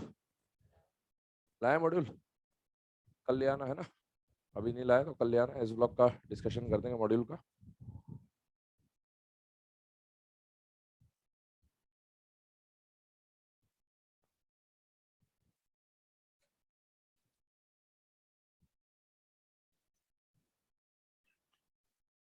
चले बेटा, है ना। अब ये इसमें से जो अभी हमने पायरो सल्फ्यूरस एसिड पढ़ा, उसके बाद अब हमें पढ़ना है बेटा थायो एसिड्स के बारे में। और थायो एसिड्स में 2 एसिड आपके सामने आने वाले, ध्यान से देखिएगा। 8th नंबर पे लिखा है बेटा पॉलीथायोनस एसिड, और 9th नंबर पे हम लोग पढ़ रहे हैं बेटा पॉलीथायोनिक एसिड। तो पॉलीथायोनस एसिड और पॉलीथायोनिक एसिड के बारे में हम लोग डिस्कशन कर रहे हैं। यहाँ पर आ गया H2SNO4, और यहाँ पर आ गया H2SNO6, इसकी बेसिसिटी 2। ध्यान सुनते जाना, ध्यान समझते जाना बेटा। सबसे पहले समझ लीजिए इनके स्ट्रक्चर, और आपको एग्जाम में डिफरेंशिएट कैसे करना है वो समझ में आना चाहिए बेटा। सबसे पहली बात, अभी तक इस 8 से पहले जितने भी एसिड ने लिखे सल्फर के, जरा ध्यान से उनके नाम पढ़िए, तो उन सबके नामों में या तो आपको सल्फ्यूरिक या आपको सल्फ्यूरस पक्का मिलेगा, चाहे वो हाइपो, मेटा, ऑक्सो, परऑक्सो कुछ भी मिले, उसमें सल्फ्यूरस या सल्फ्यूरिक दिखेगा। आप 8th और 9th वाले का नाम देखो, उसमें सल्फ्यूरस या सल्फ्यूरिक का मेंशन ही नहीं है। तो सल्फर थायो है मतलब सल्फर का एसिड है, इतना समझ में आता है, लेकिन इसमें सल्फ्यूरस या सल्फ्यूरिक नहीं लिखा है। तो ये एक तरीका होता है डिफरेंशिएट करने का, कि आपको सल्फर के जो 7 एसिड पढ़े और ये जो 8th और 9th पढ़ रहे हो, इसमें डिफरेंशिएट कैसे किया जाएगा एग्जाम में, उसका तरीका मैंने आपको बताया। अगर सल्फ्यूरस या सल्फ्यूरिक है तो वो 7 जो आपने पढ़े उनमें से कोई होगा, और अगर सल्फ्यूरस या सल्फ्यूरिक नहीं है, सिर्फ थायो वर्ड लिखा है, तो वो कौन सा होगा बेटा, 8th और 9th। आप इससे पहले हमने पढ़ा थायो सल्फ्यूरिक पढ़ा, जिसमें 2 अलग हाइब्रिडाइजेशन स्टेट था, उसमें भी थायो तो था पर साथ में सल्फ्यूरिक उसमें भी था, और यहां पर कोई भी थायो के साथ सल्फ्यूरिक वल्फ्यूरिक नहीं है। और सुनिए, उन सारे एसिड्स में जब हम बात कर रहे थे तो सल्फ्यूरस सल्फ्यूरिक था, इस वाले में क्या होगा, थायो के पहले कोई नंबर होगा। थायो के पहले क्या आएगा बेटा, नंबर। आपने एक थायो सल्फ्यूरिक पढ़ा, पर थायो सल्फ्यूरिक के पहले, थायो के पहले डाई, ट्राई, टेट्रा, बेट्रा ऐसा कुछ भी नहीं था। अगर थायो से पहले डाई, ट्राई, टेट्रा, पेंटा ऐसा दिख जाए तो भी समझ जाइएगा कि वो यही 2 एसिड्स होंगे। ठीक, अब इसमें अगर ऑक्सीजन 4 है, फिक्स है इसके फॉर्मूले, 4 ऑक्सीजन है तो अस वाला, और 6 ऑक्सीजन है तो इक वाला, वो स्टेट से आप मैच कर सकते हो, +6 इक +4 अस। ठीक है, अब ये तरीके हैं, इससे आपको पहचानना पड़ेगा एग्जाम में। आगे सुनिएगा, इसमें चेंज क्या होगा, इसमें ऑक्सीजन की क्वांटिटी फिक्स है, हाइड्रोजन की क्वांटिटी फिक्स है, सल्फर की क्वांटिटी चेंज होगी। ये पॉली वर्ड यही बताएगा कि कितने सल्फर आ रहे हैं, और पॉली एसिड है तो कम से कम 2 सल्फर तो होने चाहिए, 2, 3, 4 ऐसे हो सकता है। अब आप देखो, जितने हाइड्रोजन उतनी बेसिसिटी, जितने हाइड्रोजन उतनी बेसिसिटी। अब दोनों में एक बात ध्यान दीजिएगा, क्या दोनों में अप टू O6 है या नहीं है? और जब अप टू O6 होगा तो आपको हमेशा कौन सा बॉन्ड मिलेगा, Z का बॉन्ड। भले Z2O6 लिखा हो, चाहे Z3O6 लिखा हो, चाहे Z4O6 लिखा हो, O6 तक होने पर आपको Z बॉन्ड मिलेगा। अभी तक तो हमको 2 की जरूरत पड़ रही थी, बट यहाँ 3, 4 की जरूरत पड़ सकती है, तो वो बात यहां भी वैलिड है। अब सुनिए, N सल्फर है, अब N तो कुछ भी हो सकता है, 2 दे दे, 3 दे दे, 4 दे दे, 5 दे दे, तो आपको एक चेन मिल सकती है S टाइप के बॉन्ड की। तो आपको क्या करना है कि आपको उस चेन को रेस्ट्रिक्ट करना है स्टार्ट और एंड पे। तो हम क्या करेंगे, जितने भी N सल्फर है उसमें से चेन की स्टार्टिंग और चेन की एंड दिखाने के लिए 2 सल्फर हमने बाहर निकाल लिए N में से। जब N में से आपने 2 सल्फर निकाल लिए तो बीच में कितने सल्फर की चेन बचेगी बेटा, N-2। N सल्फर में से 2 सल्फर आपने बाहर निकाल लिया स्टार्टिंग और एंड दिखाने के लिए, तो बेटा बीच में कितने सल्फर की चेन बचेगी, N-2। कम से कम 2 सल्फर तो होंगे ही होंगे, पर 3 हो गए तो फिर ऐसा हो जाएगा, 4 हो गए तो इस तरह की बात आएगी। अब सुनिए नेक्स्ट पॉइंट, बेसिसिटी दोनों की क्या है बेटा, 2-2, जितनी बेसिसिटी उतने OH। अब OH कहां ज्वाइन करोगे हमेशा, अब इसमें जो भी ज्वाइन होगा वो टर्मिनल पे ज्वाइन होगा। किस पे ज्वाइन होगा, किस पे ज्वाइन होगा, बीच वाले सल्फर पे कुछ भी ज्वाइन नहीं होगा। क्यों नहीं होगा, उसका कारण समझिएगा सीधा सीधा। अगर ये वाला एसिड आया तो कितने सल्फर होंगे, तो बीच में तो कोई होगा ही नहीं, पर क्या स्टार्टिंग और एंड होगा या नहीं होगा, होगा। इन सारे पॉली एसिड्स में स्टार्टिंग और एंड सल्फर जरूर होगा, बीच वाले सल्फर आ भी सकते हैं और नहीं भी आ सकते, इसलिए बीच का कोई कंफर्मेशन नहीं कि वो आएगा या नहीं आएगा। 2 सल्फर वाला हुआ तो बीच वाला नहीं आएगा, 3 हुआ तो 1 आएगा, 4 हुए तो 2 आएंगे, 5 हुए तो 3 आएंगे बीच में। तो इसीलिए बीच वालों की क्वांटिटी फिक्स है ही नहीं कि आएगा भी कि नहीं आएगा, और आएगा तो कितना आएगा। इसलिए जो भी ज्वाइन होगा वो फिक्स्ड वालों पे ज्वाइन होगा, और फिक्स्ड कौन है बेटा, कि चेन स्टार्ट सल्फर से होगी और एंड सल्फर पे होगी, इसलिए जो भी ज्वाइन होगा वो उन फिक्स्ड वालों पे ज्वाइन होगा। अब आप देखिए, बेसिसिटी 2 है तो जो स्टार्ट है और एंड है दोनों टर्मिनल सल्फर पे एक OH ज्वाइन किया, और क्या बच रहा बेटा, 2 ऑक्सीजन। जो भी ज्वाइन होगा वो टर्मिनल वाले सल्फरों पे ही ज्वाइन होगा, ये इसका स्ट्रक्चर बन के आएगा। और इस स्ट्रक्चर में अगर आप देखेंगे तो जितने N होंगे उससे एक कम क्या बनेंगे बेटा, SS लिंकेज। आप खुद ही सोच लो, अगर 3 सल्फर है तो SS और SS, तो ये हम लोग करते ही आ रहे हैं बार बार। जैसे यहाँ कितने सल्फर थे बेटा, 2, तो कितने लिंकेज बने SS के, एक। जितना N होता है उससे एक कम लिंकेज बनेगा ही बनेगा। अब आप देखो आगे नेक्स्ट पॉइंट, इसकी ऑक्सीडेशन स्टेट आपसे पूछेगा। यहां पर इस सल्फर की स्टेट आप निकालिए तो पहले इसका हाइब्रिडाइजेशन चेक करो बेटा। क्या इसका हाइब्रिडेशन sp3 है या नहीं है? यहाँ एक लोन पेयर है इसके पास, ध्यान रखना sp3 है ये भी sp3, और इस सल्फर के 2 सिग्मा और 2 लोन पेयर है, ये भी sp3, सारे सल्फर सेम हाइब्रिड है। तो इसीलिए इस वाले बॉन्ड से तो इसको क्या मिलेगा? 0। यहां पर आ रहा है +3, यहां पर आ रहा है +3, और यहां पर क्या आएगा? 0। बीच वाले सारे सल्फर क्या होंगे बेटा? 0 वाले स्टेट के होंगे। सेम कंडीशन यहां पर देखिए, 2 बेसिसिटी है और मुझे इतना पता है कि स्टार्टिंग और एंड वाला सल्फर जरूर होगा, बीच में सल्फर आए या ना आए। तो यहां पर एक OH ज्वाइन करेंगे, यहां पर एक OH ज्वाइन करेंगे, और जो बचे हुए ऑक्सीजन है वो भी किस पे ज्वाइन होंगे बेटा? टर्मिनल टर्मिनल टर्मिनल और टर्मिनल पे। ये इसका स्ट्रक्चर बनेगा। इस सल्फर की स्टेट बनेगी बेटा +5, इस सल्फर की स्टेट बनेगी +5, और बीच वाले सभी सल्फरों की स्टेट क्या बनेगी बेटा? 0। यहां पर भी आपसे पूछे कि number of sulphur sulphur linkage कितने होंगे, तो बेटा जितने सल्फर होंगे, n सल्फर है तो n-1 हमेशा क्या बनते हैं बेटा? लिंकेज बनते हैं। अब इसका एग्जांपल देखिए, आपको दिया सपोज एग्जाम में डायथायोनस एसिड। अब आपको एग्जाम में पहचानना, डायथायोनस लिखने का मतलब क्या हुआ कि यहाँ क्या सल्फ्यूरस या सल्फ्यूरिक है या नहीं है बेटा? नहीं है, अस है। अस की स्टेट क्या होती है? 4। मतलब इसके फॉर्मूले में आपको कितने ऑक्सीजन दिखेंगे? 4, H2S2O4, ये इसका फॉर्मूला बन रहा है। आगे सुनिए, अब इसमें बेसिसिटी 2 है, तो आप देखिए 2 ही सल्फर बनेंगे, क्योंकि 2 ही सल्फर है तो SS की लिंकेज बनाई, जितनी बेसिसिटी उतने OH, और जो भी ज्वाइन होगा टर्मिनल पे ज्वाइन होगा, ये इसका स्ट्रक्चर बन के आ जाएगा। और आपसे पूछा SS लिंकेज कितना है, तो 1। आप स्टेट देखिए, तो यहां पर दोनों सल्फरों की स्टेट कितनी आएगी बेटा? +3, और आप अगर दोनों का एवरेज निकालोगे, 3 और 3 का एवरेज भी क्या आएगा? 3। आप यहां पर डायरेक्ट निकालिए एक्स वाली मेथड से। इधर देखो, एक्स वाली मेथड से क्या आ रहा है बेटा? +3। ऊपर वाला जो सल्फर है उसकी निकाल के बताओ एक्स वाली मेथड से। नहीं निकलेगा, एन ही नहीं पता, जब तक नहीं निकाल पाओगे, है ना? तो एन पे डिपेंडेंट होगा ये। आगे बढ़ रहे हैं, इस वाले केस को देखिएगा। ये वाला जो अब आपको एग्जांपल बताया जा रहा है, ये काम आएगा हमको, है ना? आगे टेट्रा थायोनेट आयन आपने सुन भी रखा होगा, तो ये काम भी आता है आगे जाके। टेट्राथायोनिक एसिड, एक एसिड का आयन 8 बनेगा, तो इसका फॉर्मूला हो जाएगा H2S4O6। बेसिसिटी 2 है, सल्फर 4 है, तो 4 सल्फर की चेन बन जाएगी, क्योंकि अप टू O6 है, और जो भी ज्वाइन होगा वो टर्मिनल सल्फर पे ज्वाइन होगा, तो OH OH double bond O double bond O double bond O double bond O। Number of SS linkage अगर पूछा जाए तो n-1 दैट इज 3।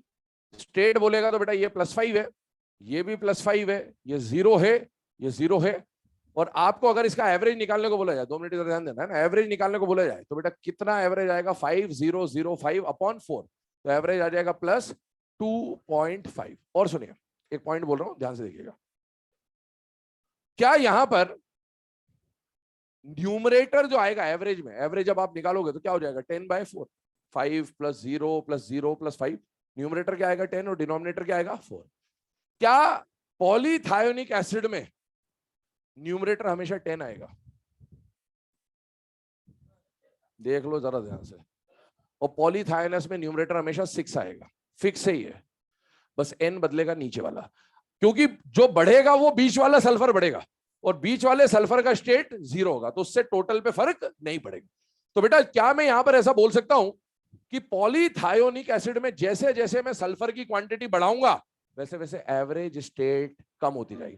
तो ऐसा स्टेटमेंट आपसे पूछ सकता है कि पॉलीथायोनस और पॉलीथायोनिक एसिड में the numerator, yet sum of all the oxidation states of individual sulfur will always be 6, will always be 10। अब ये स्टेटमेंट जब आएगा ना, तो कुछ हवा भी नहीं लगेगी क्या हो गया, ये ध्यान रखना। तो आपने सुन रखा है, तो हो सकता है दिमाग चल जाए, चलना होगा तो चल जाएगा, वरना नहीं सुना है तो बिल्कुल नहीं चलने वाला। और दूसरी बात, अगर वो 10 है तो फिर आपसे अगला स्टेटमेंट बोल सकता है कि इन पॉलीथायोनस और polythionic acid the number of sulfur atom increases, the average oxidation state will decrease। क्या दोनों में वैलिड हो जाएगी बेटा? यस है ना? तो ये अपने को देखा हुआ रहेगा, तो क्लिक होना होगा तो हो जाएगा।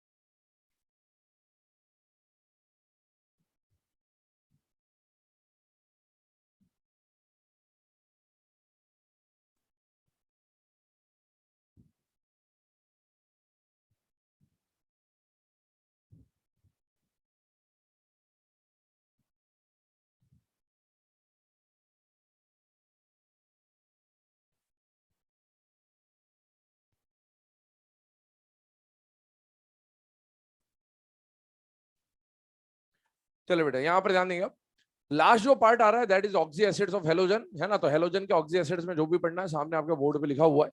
सबसे पहले डिस्कस करें इसको वन बाय वन, ध्यान सुनते आ रहे हैं, समझते आ रहे हैं क्या क्या क्वेश्चन फ्रेम हो सकते हैं।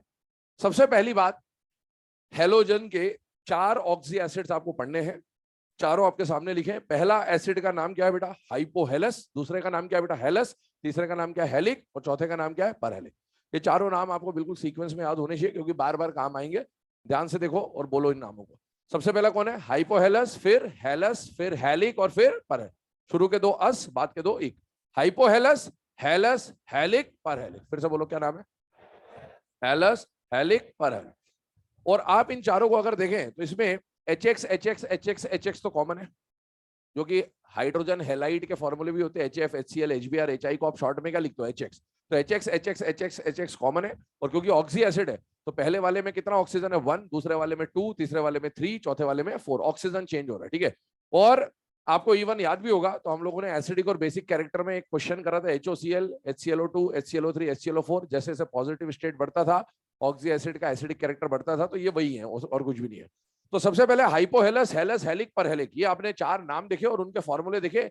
इसको लिखने के कई तरीके हो सकते हैं, ध्यान सुन लेना।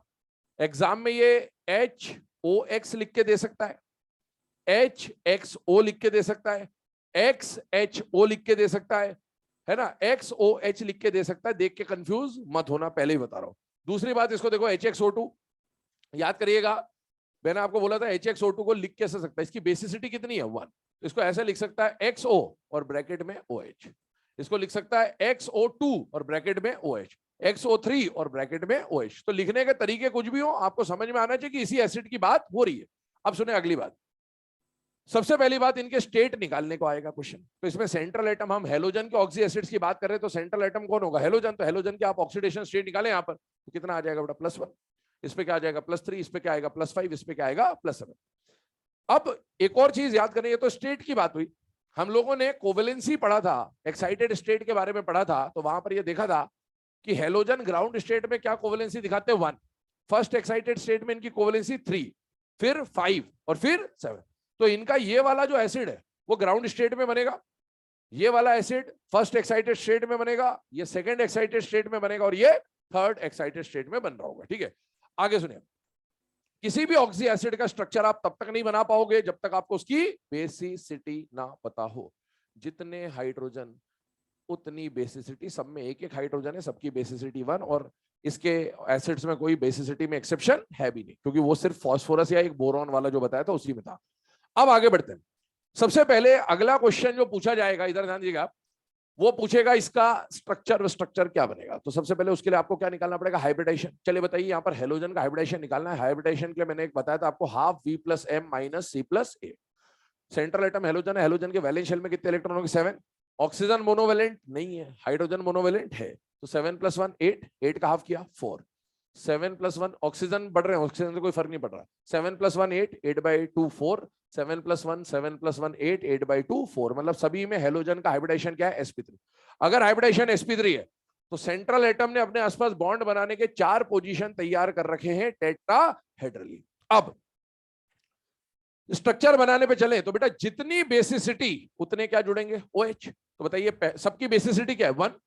तो यहां पर भी एक OH जुड़ जाएगा, यहां पर भी एक OH जुड़ जाएगा, यहां पर भी एक OH जुड़ जाएगा, यहां पर भी एक OH जुड़ जाएगा।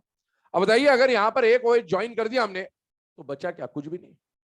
तो ये और ये, यहां पर कौन आ गया बेटा? Lone pair. यहां पर HOX तो आपने ज्वाइन कर दिया, एक ऑक्सीजन बच रहा है, तो कोवेलेंसी 3, ये 3 कोवेलेंसी हो गई। यहां पर 1 कोवेलेंसी थी, यहां 5 कोवेलेंसी हो गई बेटा, 2 ऑक्सीजन बचे हुए। और यहां 7 कोवेलेंसी होगी, तो ऑक्सीजन ऑक्सीजन और ऑक्सीजन आ जाएगा। ये स्ट्रक्चर है। फिर हमने जब हाइब्रिडाइजेशन वगैरह ही पढ़ा था उस टाइम पे आपको बोला था 2 तरह के आयंस की बात करी थी, सुनेगा। अस एसिड, सुने, अस एसिड के एनायन जब बनते हैं, ऑक्सी एसिड का एनायन क्या कहलाएगा? Oxy anion. अस एसिड के आयन में आइट आता है और इक एसिड के आयन को एट कहते हैं। तो आप देखिए हाइपोहेलस, तो अस के बदले एट लगा दिए, क्या बन जाएगा? हाइपोहेलस के बदले हाइपोहेलाइट। वो क्या था? हेलस, तो अस के बदले आइट लगा दिए, क्या बन गया? हेलाइट। हेलिक, तो एट लगा दीजिए, हेलेट। और पर हेलिक, तो पर हेलेट आयन आ गया। तो तो अगर इसमें क्लोरीन मान लो, एग्जाम्पल क्लोरीन मान लो, तो क्या नाम बनेगा इसका? हाइपोक्लोराइट। इसका नाम क्लोराइड, उसका नाम क्लोरेट, उसका नाम। अभी हम लोगों ने कुछ दिन पहले ब्लीचिंग पाउडर की बात करी थी ऐसी। तो आप देखिए CaOCl, ये OCl, ये क्या कहलाएगा? Calcium hypochlorite. क्या कहलाएगा? क्या कहलाएगा? Calcium hypochlorite. और ClO4 minus ion, chlorate ion, पर क्लोरेट आयन तो हम कई बार सुन भी चुके हैं कि पर क्लोरेट आयन क्या होता है। जब हमने बॉन्ड एंगल वेंगल की बात करी थी तो ClO4 माइनस हमने कई बार कंपेयर किया, उसको क्या बोलते हैं बेटा? Chlorate ion. और सुने, अब आइए यहां पर ये जो एनायन बनाए हैं इनका स्ट्रक्चर पूछे तो याद करिए, आपको बोला गया था हाइब्रिडाइजेशन के टाइम पे कि ऑक्सी एसिड और उनके ऑक्सी एनायन का हाइब्रिडाइजेशन हमेशा सेम होता है। तो हो क्या रहा है आप देखो, क्योंकि ये ऑक्सी एसिड था उसका एनायन बनाना है, तो बेटा कितनी बेसिसिटी 1, तो एक H+ लूज कर देगा। एक H+ हटाओ, एक माइनस लगाओ, एक H+ हटाओ, एक माइनस लगाओ, एक H+ हटाओ, एक माइनस लगाओ, एक H+ हटाओ, एक माइनस लगाओ। तो हो क्या रहा है, ये H+ जा रहा है और H+ जा रहा है तो ऑक्सीजन को क्या देके जा रहा है? माइनस। स्ट्रक्चर वही है, बस H हटेगा माइनस लगेगा, H हटेगा माइनस लगेगा, H हटेगा माइनस लगेगा, और बाकी पूरा का पूरा जो स्ट्रक्चर ऊपर बना हुआ है एज इट इज क्या हो जाएगा बेटा? कॉपी हो जाएगा। अब आप नेक्स्ट पॉइंट अगर यहां पर कंपेयर करें तो देखिएगा, नाम बताइए वो चारों एसिड जो उधर लिखे हुए। सबसे पहले हाइपोहेलस एसिड की बात करें तो फ्लोरीन के लिए क्या बोलेंगे? हाइपोफ्लोरस। क्लोरीन के लिए क्या बोलेंगे? ब्रोमीन के लिए क्या बोलेंगे? हाइपोब्रोमस। और आयोडीन के लिए क्या बोलेंगे? हाइपोआयोडस। और सुने आगे, फ्लोरीन का ये और ये एसिड एग्जिस्ट नहीं कर रहा है, ठीक है, वो सब अभी देखते हैं क्यों नहीं कर रहा है। इस एसिड का नाम बताइए। क्लोरस। क्या नाम है? क्लोरस। क्या फ्लोरस एसिड एग्जिस्ट करेगा? क्या ब्रोमस एसिड एग्जिस्ट करेगा? क्या आयोडस एसिड एग्जिस्ट करेगा? नहीं। तो नाम से समझ में आना चाहिए, कभी दे दे तो। इधर आइए, ये तो एग्जिस्ट नहीं कर रहा, कौन सा है? Fluoric acid. एग्जिस्ट कर रहा है या नहीं कर रहा? नहीं कर रहा। ये क्या है? Chloric acid. ये क्या है? ये क्या है? पर फ्लोरिक एसिड एग्जिस्ट कर रहा है क्या? नहीं। ये कौन है? पर क्लोरिक एसिड। ये कौन है? पर ब्रोमिक एसिड। ये कौन है? पर आयोडिक एसिड। सुनेगा ध्यान से, पर आयोडिक एसिड। कई बार एग्जाम में बीच में से ये स्पेस गायब हो जाती है, तो ये पीरियोडिक एसिड पढ़ने में आएगा।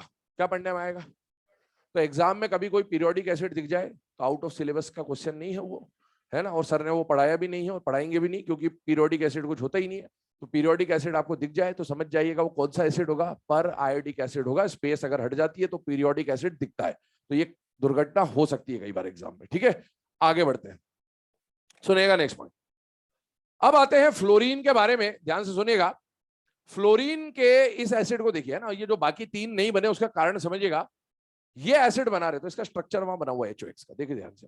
वहां पर अगर ये फ्लोरीन है तो बेटा इस स्ट्रक्चर को बनाने के लिए फ्लोरीन आएगा, क्लोरीन आएगा, ब्रोमीन आएगा, आयोडीन आएगा। बताइए कोवेलेंसी कितनी दिख रही है? 1।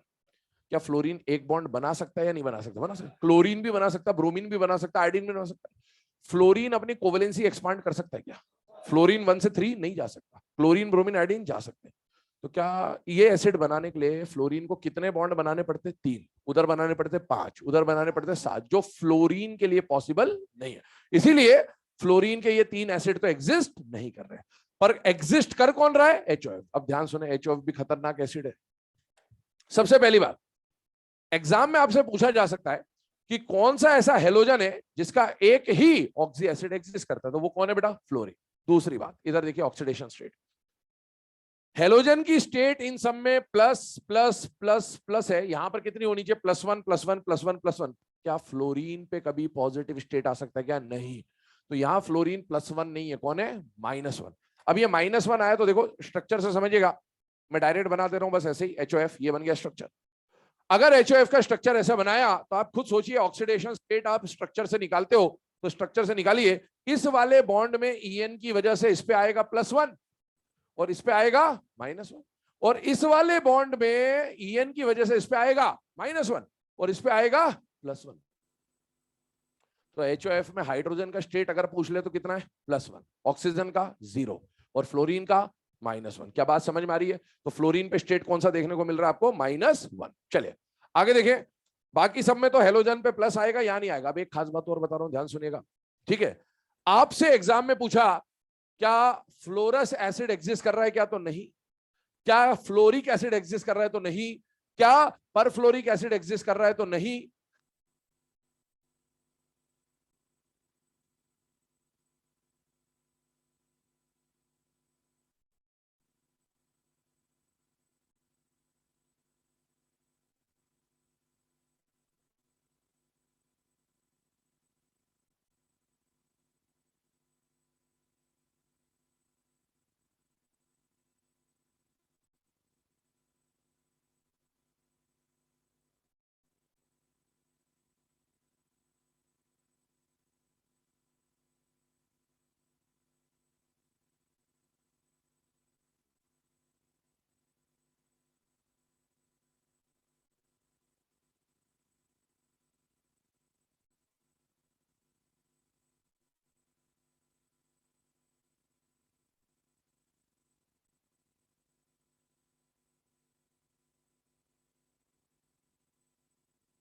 चलिए आगे बात करते हैं नेक्स्ट पॉइंट इसके ऊपर।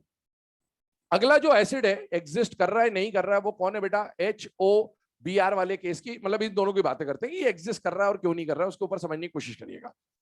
अब देखिए, इस एसिड को अगर एग्जिस्ट कराना है, ध्यान सुनना आप, इस एसिड को अगर एग्जिस्ट करवाना है तो क्या, फर्स्ट वाला स्ट्रक्चर देखो, यहां पर क्लोरीन हो, फ्लोरीन हो, ब्रोमीन हो, आयोडीन हो, उसको केवल क्या बनाना है बेटा? Single bond. इसको बनाने के लिए क्या बनाना पड़ेगा? Pi bond. इसको बनाने के लिए क्या बनाना पड़ेगा? Pi bond. इसको बनाने के लिए क्या बनाना पड़ेगा? Pi bond.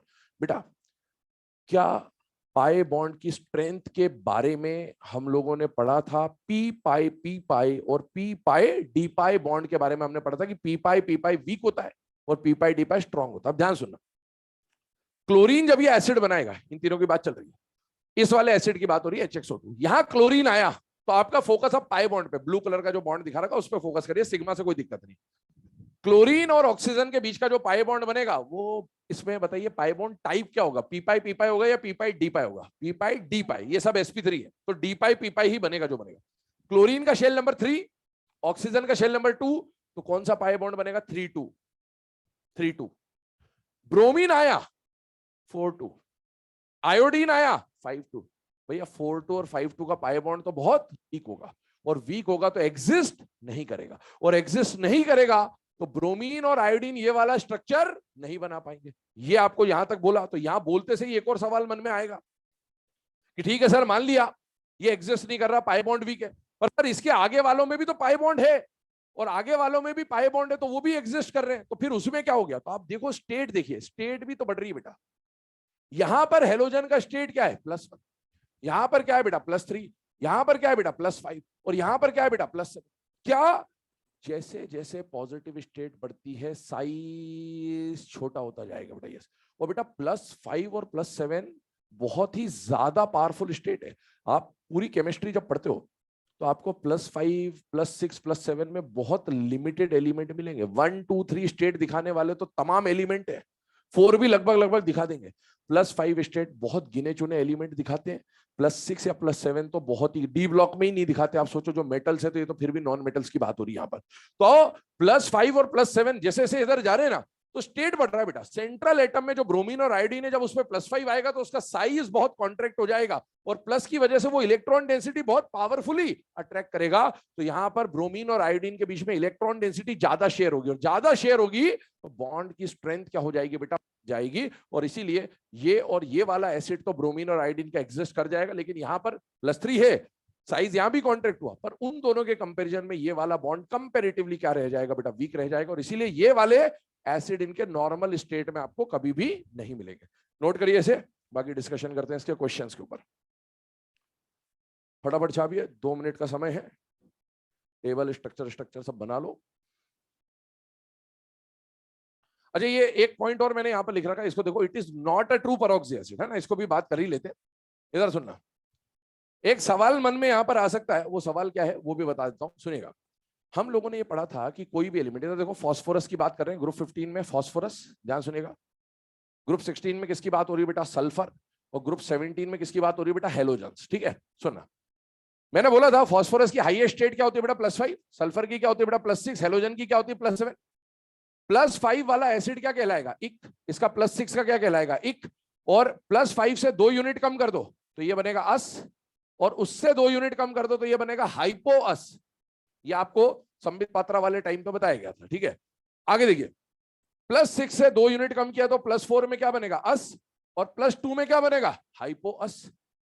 इसी तरीके से इसमें अगर +7 लेता तो इसका इक एसिड कौन सी स्टेट में बनना चाहिए था, +7, और अस एसिड कौन सी स्टेट में बनना चाहिए था, +5, और हाइपो अस किस में बनना चाहिए था, +3। लेकिन आप देखिए सारा कैलकुलेशन गड़बड़ है। इसका इक ये है, इसका अस ये है, और इसका हाइपोअस ये है, और ये इसका पर एसिड है। तो ये क्या हुआ, ये ऐसा क्यों हुआ, इसके अंदर वो कारण समझिएगा।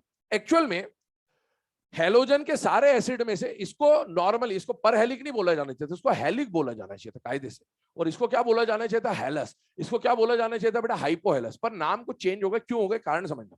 एक्चुअल में हेलोजन के जब सारे कंपाउंड आप भी जानते हो कभी भी एक साथ डिस्कवर नहीं होते है ना, एक के बाद एक डिस्कवरी होती है। तो हेलोजन के ये जो 2 एसिड है, कौन कौन से वाले, ये वाला और ये वाला, जिनमें नॉर्मली एस और इक लिखा हुआ, ये बहुत पहले मिल गए, डिस्कवरी इनकी बहुत जल्दी हो गई। और इनकी डिस्कवरी हो गई तो वहां पर क्या देखा गया कि एक लोअर स्टेट दिखा और एक हायर स्टेट दिखा। तब तक ये पता था कि हेलोजन का मैक्सिमम +7 होता है, पता था। तो उन्होंने कई दिनों तक वेट किया कि भाई हो सकता है इसके बाद इससे ऊपर वाला मिल जाए, तो फिर उसको हम क्या नाम दे देंगे, हेलिक। पर इन दोनों की डिस्कवरी के बाद इसकी और इसकी डिस्कवरी में काफी समय लग गया बेटा। और जब तक ये डिस्कवर होते तब तक इनकी नेमिंग कर दी गई थी। और इसकी नेमिंग क्या करे, क्योंकि अब 2-4 साल तक बच्चा भी होता है, तो 1 साल तक नाम नहीं रखा, चुन्नू मुन्नू बोल दिया। 2-3 साल के बाद तो उसका भी स्कूल में एडमिशन कराना पड़ता, तो ऑफिशियल नेम चाहिए। तो वैसे इनका भी नाम रख दिया गया। तो हायर स्टेट होने की वजह से इसका नाम क्या रख दिया, इक, और इसका नाम क्या रख दिया, अस। जब इनकी नेमिंग हो गई उसके कई समय के बाद ये और ये डिस्कवर हो गए। अब ये डिस्कवर हो गए तो इसमें तो दिक्कत नहीं आई। क्यों दिक्कत नहीं आई, क्योंकि जितने ऑक्सीजन है पेरेंट एसिड में, ये दोनों पेरेंट एसिड है, तो इसका फॉर्मूला क्या दिख रहा है, पेरेंट से 1 ऑक्सीजन कम। तो पेरेंट से 1 ऑक्सीजन कम तो उसको क्या बोल देते बेटा, हाइपो। तो इसका नाम तो क्या बोल दिया गया, हाइपो, जो कि नॉमेनक्लेचर में फिट बैठ रहा है।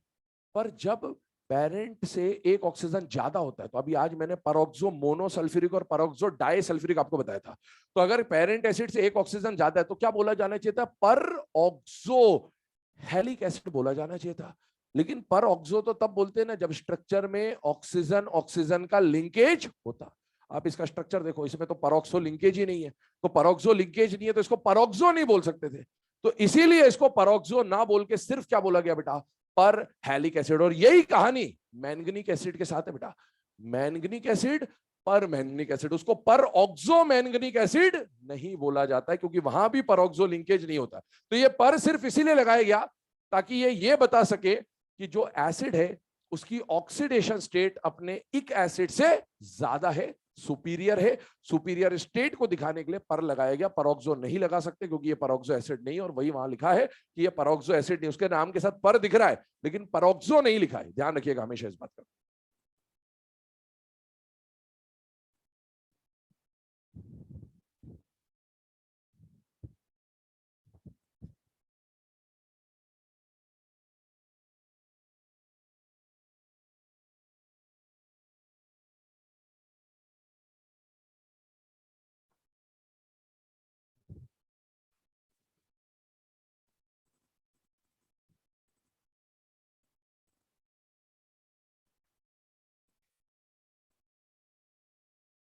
बन गया टेबल।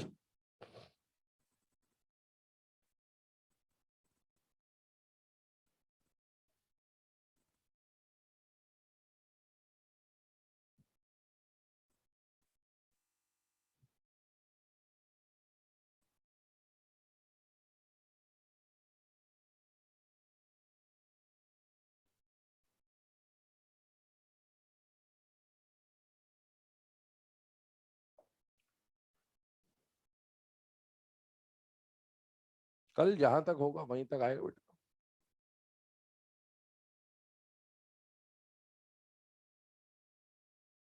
हो सकता है उसके आगे का भी आ जाए, है ना। तुम्हारे लिए सब, कोई सिलेबस नहीं होता तुम्हारे लिए, कुछ भी आ सकता है।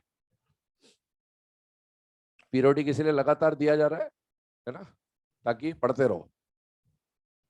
ऐसे जो होता जाएगा पूछ, सिलेबस पूछना ही नहीं है। फर्स्ट डे जो चालू हुआ था वहां से लास्ट डे जहां तक पढ़ रहे हो पूरा सिलेबस है, क्योंकि रिवीजन जरूरी है बेटा। सही है बिल्कुल।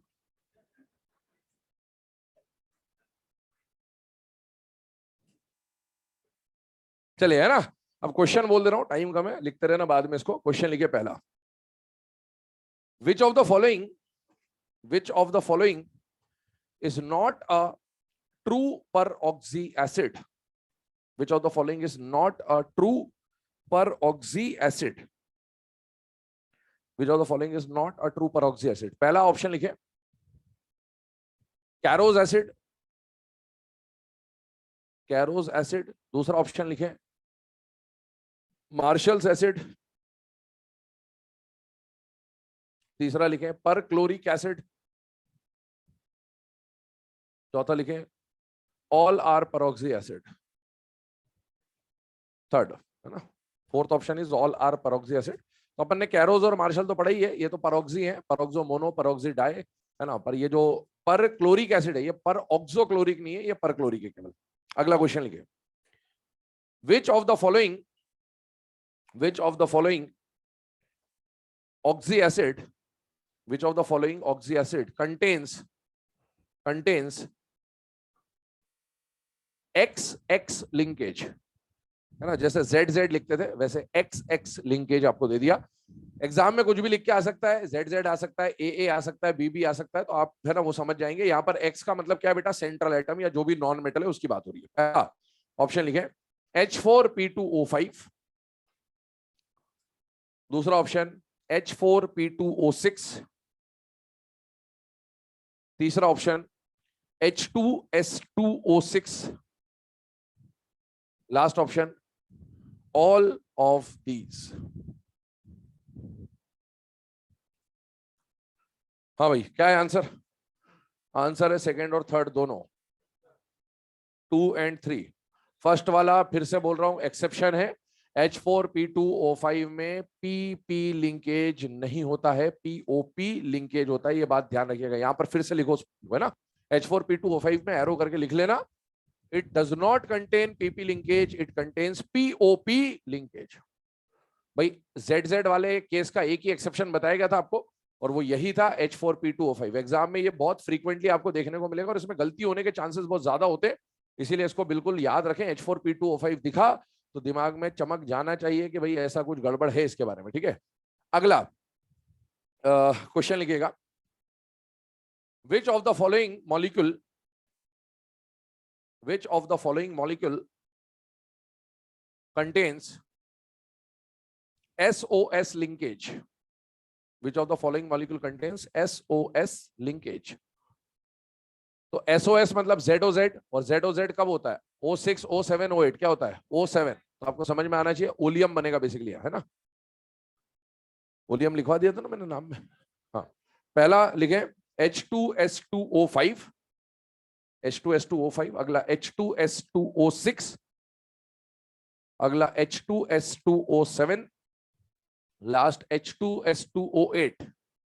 तो करेक्ट आंसर कौन सा हो जाएगा बेटा? H2S2O7। अगला क्वेश्चन लिखें,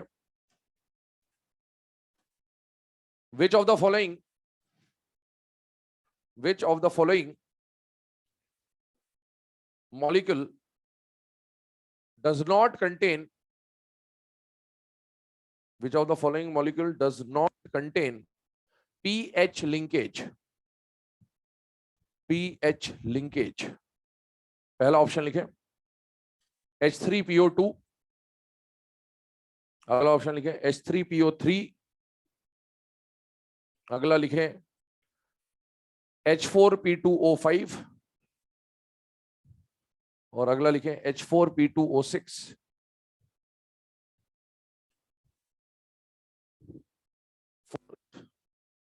आंसर इज फोर्थ।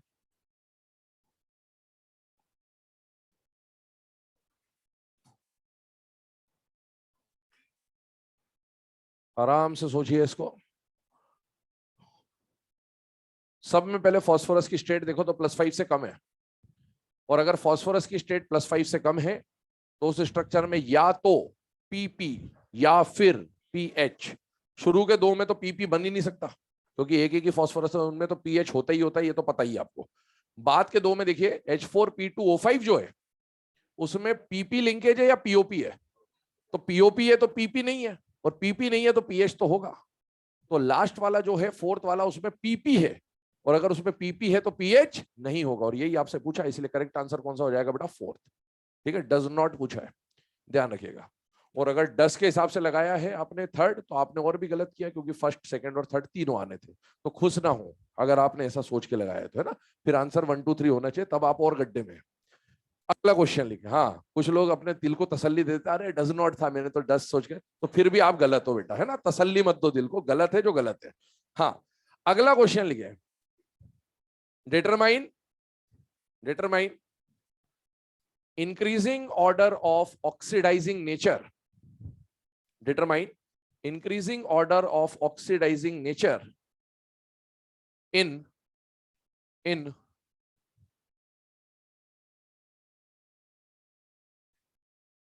ये देखिए, अब आप देखो यहां पर ये जो चार केस आपके सामने लिखे, इनका ऑक्सीडेशन मतलब ऑक्सीडाइजिंग नेचर बताना, मतलब कौन पावरफुल ऑक्सीडाइजिंग एजेंट होगा, कौन खराब होगा। सबसे पहली बात, ये सारे के सारे क्या है बेटा? ये ऑक्सी एनायन दे रखे हैं आपको, मतलब OCl minus, ClO2 minus, ClO3 minus, ClO4 minus. सबसे पहली बात, कौन ऑक्सीडाइजिंग एजेंट की तरह काम करेगा, कौन नहीं करेगा, उसके लिए आपको क्या देखना पड़ता है बेटा? Oxidation state. आप एक बात जानते हैं, कोई भी एलिमेंट अगर हाईएस्ट पे है तो नीचे जाएगा, नीचे जाएगा तो खुद का होगा रिडक्शन, काम किसकी तरह करेगा? ऑक्सीडाइजिंग। तो उस तरह से बात देख रहे हैं। यहां पर क्लोरीन का स्टेट क्या है बेटा? +1, यहां पर क्या बेटा? +3, यहां पर क्या बेटा? +5, और यहां पर क्या है? +7। याद करिए हेलोजन की रेंज कहां से कहां तक होती है बेटा? +7 से लेकर -1। अब ध्यान सुनेगा, अगर ये +7 स्टेट में, देखो, तो क्या ये नीचे हमें ऑक्सीडाइजिंग एजेंट देखना है, तो ऑक्सीडाइजिंग एजेंट तो वो होगा ना जो रिड्यूस हो सकता होगा। क्या ये रिड्यूस हो सकता है? क्या जा सकता है? क्या ये भी रिड्यूस हो सकता है? क्या ये भी रिड्यूस हो सकता है? क्या ये भी रिड्यूस हो, मतलब सारे ऑक्सीडाइजिंग एजेंट की तरह काम कर सकते हैं। अच्छा, इसको देखो, क्या ये ऊपर जा सकता है? क्या इसका मतलब इसका ऑक्सीडेशन नहीं होगा, और ऑक्सीडेशन नहीं होगा तो ये रिड्यूसिंग एजेंट नहीं हो सकता, मतलब ये सिर्फ ऑक्सीडाइजिंग एजेंट है। ध्यान सुनो, दोनों दोनों दोनों। तो बताइए सबसे पावरफुल ऑक्सीडाइजिंग एजेंट कौन है? नहीं होगा, ये होगा। यही आपको समझना है। ये जो तरीका बताया आप ऐसे सोच लेते हो, ऐसा नहीं सोचना है। धमाल, लाल बटन और हरी बटन। लाल वाली बटन दिख रही है, हाँ, दबा दिया, नहीं दबाना था, वो वाली कहानी है ये। ठीक है, ध्यान से सुनना। मैं पहले इसलिए आपको वो बताता हूं जो आपके दिमाग में आ सकती है ना। सारे एग्जाम में आने वाले जो जो फफूंद है ना, वो पहले पता होने चाहिए कि ये आएगा, तो फिर उनमें से क्या नहीं लाना वो भी पता होना चाहिए। तो आप सुनिए, अब अगला दिमाग क्या लगा भाई? जैसे मैंने बोला ये ऑक्सीडाइजिंग एजेंट है, सिर्फ ये ऑक्सीडाइजिंग रिड्यूसिंग दोनों दोनों दोनों है, तो आप ऐसा सोच सकते हैं कि भाई ये ऑक्सीडाइजिंग रिड्यूसिंग है तो इनका पावर कम, और वो सिर्फ ऑक्सीडाइजिंग है तो वो ज्यादा है। ऐसा नहीं सोचना है, पहली बात। दूसरी बात क्या आएगी दिमाग में? ये +7 है, रिड्यूस कहां तक हो सकता है? -1। तो इसका सबसे ज्यादा, इसका और कम रिडक्शन होगा, इसका और कम रिडक्शन होगा, इसका और भी कम होगा। जिसका सबसे कम रिडक्शन वो सबसे वीक ऑक्सीडाइजिंग एजेंट, और जिसका सबसे ज्यादा रिडक्शन वो सबसे पावरफुल। और आप यही करते हो, और आपको ये करवाया जाता है इसलिए आप ये करते हो। ठीक है, ऐसा कुछ भी नहीं होता। अगर यकीन मानिए, अगर ऐसा हुआ है तो आपका कट चुका है। ठीक है, बिल्कुल बड़ी तरीके से कट चुका है। ठीक है, ये अगर आपको ऐसा कॉन्सेप्ट कहीं बताया गया है तो आप निपट चुके हैं बेटा। ठीक है, अब सुने अगला। तीसरी बात, इसमें जो एक्चुअल बात है वो समझिएगा। कोई भी ये जो स्टेट से आप देखते हो ना, स्टेट से आपको सिर्फ ये जरूरी है, क्योंकि डी ब्लॉक में फिर काम आएगा, KMnO4 और K2Cr2O7 पढ़ेंगे, तो आप क्या देखोगे? +7 है, वो +6 है। फिर आप दिमाग लगाएंगे +7 से ज्यादा रिड्यूस हो सकता है, और ये +6 से कम रिड्यूस हो सकता है। फिर खेला हो जाएगा आपके साथ, है ना, क्योंकि आपको यही पता होता है इसीलिए, और करवाते भी यही है, इसीलिए ये होता नहीं है। ध्यान सुनना, इनमें से ऑक्सीडेशन स्टेट देखकर आप बस इतना बता सकते हो कि ऑक्सीडाइजिंग एजेंट की तरह काम करेगा कि नहीं करेगा। ये दोनों की तरह काम करेगा, दोनों की तरह काम करेगा, दोनों तरह की काम करेगा। ये सिर्फ ऑक्सीडाइजिंग एजेंट स्टेट सिर्फ इतना ही बताता है। कौन पावरफुल होगा, कौन वीक होगा, इसको स्टेट से कभी भी सॉल्व नहीं करना है। क्यों नहीं करना है? क्योंकि आपको क्या पता कि ये +7 से -1 तक जा रहा है। हो सकता है ये +7 से यहीं तक रिड्यूस हो, तो इसकी मर्जी है। आपको क्या पता कि -1 तक ही रिड्यूस होगा? ये कोई नहीं बता सकता बेटा कहां तक रिड्यूस होगा। वो तो साथ में जो कैटायन होगा, कंडीशन होगी, एसिडिक मीडिया में, बेसिक मीडिया में, एम्फोटेरिक मीडिया में, ऐसा मीडिया में, वैसा मीडिया में, टेम्परेचर ये है वो सब उस पर डिपेंड करेगा बेटा। और आप जानते हो नर्स्ट इक्वेशन में आप पढ़ते हो E0 का इक्वेशन, तो E0 का इक्वेशन क्या n पे डिपेंड करता है या नहीं करता बेटा? करता है। तो आपने अगर यहाँ 7 से 1 पहुंचाया तो n 8 हो गया। और यहाँ से यहाँ पहुंचाया तो N2 हो गया। अब आपने N ही बदल दिया तो E नॉट तो बदल गया, और E नॉट बदल गया तो स्टैंडर्ड ऑक्सीडेशन और रिडक्शन पर सब कुछ खेल ही बदल गया बेटा पूरा। आप ये नहीं बता सकते कि कहां तक रिड्यूस होगा, वो तो आपको KMnO4 में लिखाया जाता है कि +7 से +6 +4 +2 acidic medium, neutral medium, basic medium, तो उसी में पता है बाकी जगह पे कहां क्या हो रहा है आपको क्या पता बेटा।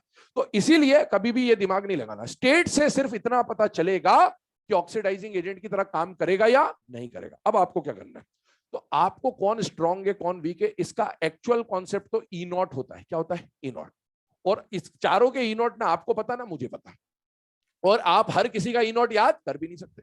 तो आपको क्या करना है, आपको इनऑर्गेनिक केमिस्ट्री में जब भी है ना इस तरह से ऑक्सीडाइजिंग नेचर या रिड्यूसिंग नेचर का क्वेश्चन आएगा, तो ऐसा क्वेश्चन हमने पीरियोडिक टेबल में नेचर ऑफ हाइड्राइड्स में किया था, HF HCl HBr HI H2O H2S H2SE H2TE NH3, तो BiS3 मैंने बोलता एनसीईआरटी में क्वेश्चन है, BiS3 is the strongest reducing agent among group 15।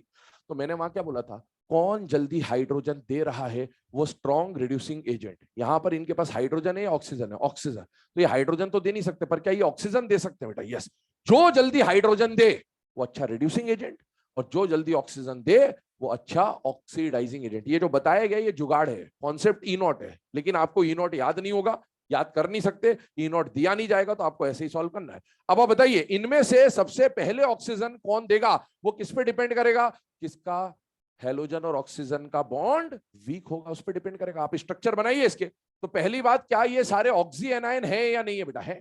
और ऑक्सी एनायन में मैं शुरू से आपको बोलते आ रहा हूं, आपको लगाना पड़ेगा बॉन्ड पैरामीटर का कोई भी क्वेश्चन आ जाए आप लगाओगे रेजोनेंस। अगर आप रेजोनेंस निकाल रहे हो तो बॉन्ड ऑर्डर चाहिए बेटा। स्ट्रक्चर यहां पर समझ लेना, एक्स के बदले क्लोरीन मान लीजिए आप, ठीक है, तो इसका बॉन्ड ऑर्डर है 1, इसका बॉन्ड ऑर्डर है 3/2 मतलब 1.5, इसका बॉन्ड ऑर्डर बेटा 1.66, और इसका बॉन्ड ऑर्डर बेटा 1.75। अब देखिए ये बॉन्ड ऑर्डर किसका निकल रहा है, आप हेलोजन और ऑक्सीजन का ही तो क्या निकाल रहे हो बेटा, बॉन्ड ऑर्डर, मतलब क्लोरीन और ऑक्सीजन का ही तो बॉन्ड ऑर्डर निकाल रहे हो। जैसे जैसे आप लेफ्ट टू राइट जा रहे हो, हेलोजन ऑक्सीजन का बॉन्ड ऑर्डर बढ़ रहा है, बॉन्ड ऑर्डर बढ़ रहा है मतलब बॉन्ड स्ट्रेंथ बढ़ रही है, बॉन्ड स्ट्रेंथ बढ़ रही है मतलब इसमें क्लोरीन और ऑक्सीजन का बॉन्ड क्या है बेटा, स्ट्रॉन्ग। स्ट्रॉन्ग है तो बॉन्ड जल्दी ऑक्सीजन देगा या बाद में ऑक्सीजन देगा, बाद में। तो यहां से यहां जाने पर ऑक्सीजन रिलीजिंग टेंडेंसी कम हो रही है बेटा, और ऑक्सीजन रिलीजिंग टेंडेंसी कम हो रही है, इसका मतलब ये जल्दी ऑक्सीजन देगा और वो बाद में ऑक्सीजन देगा, और जो जितनी जल्दी ऑक्सीजन देगा उसका ऑक्सीडाइजिंग नेचर उतना ही ज्यादा होगा।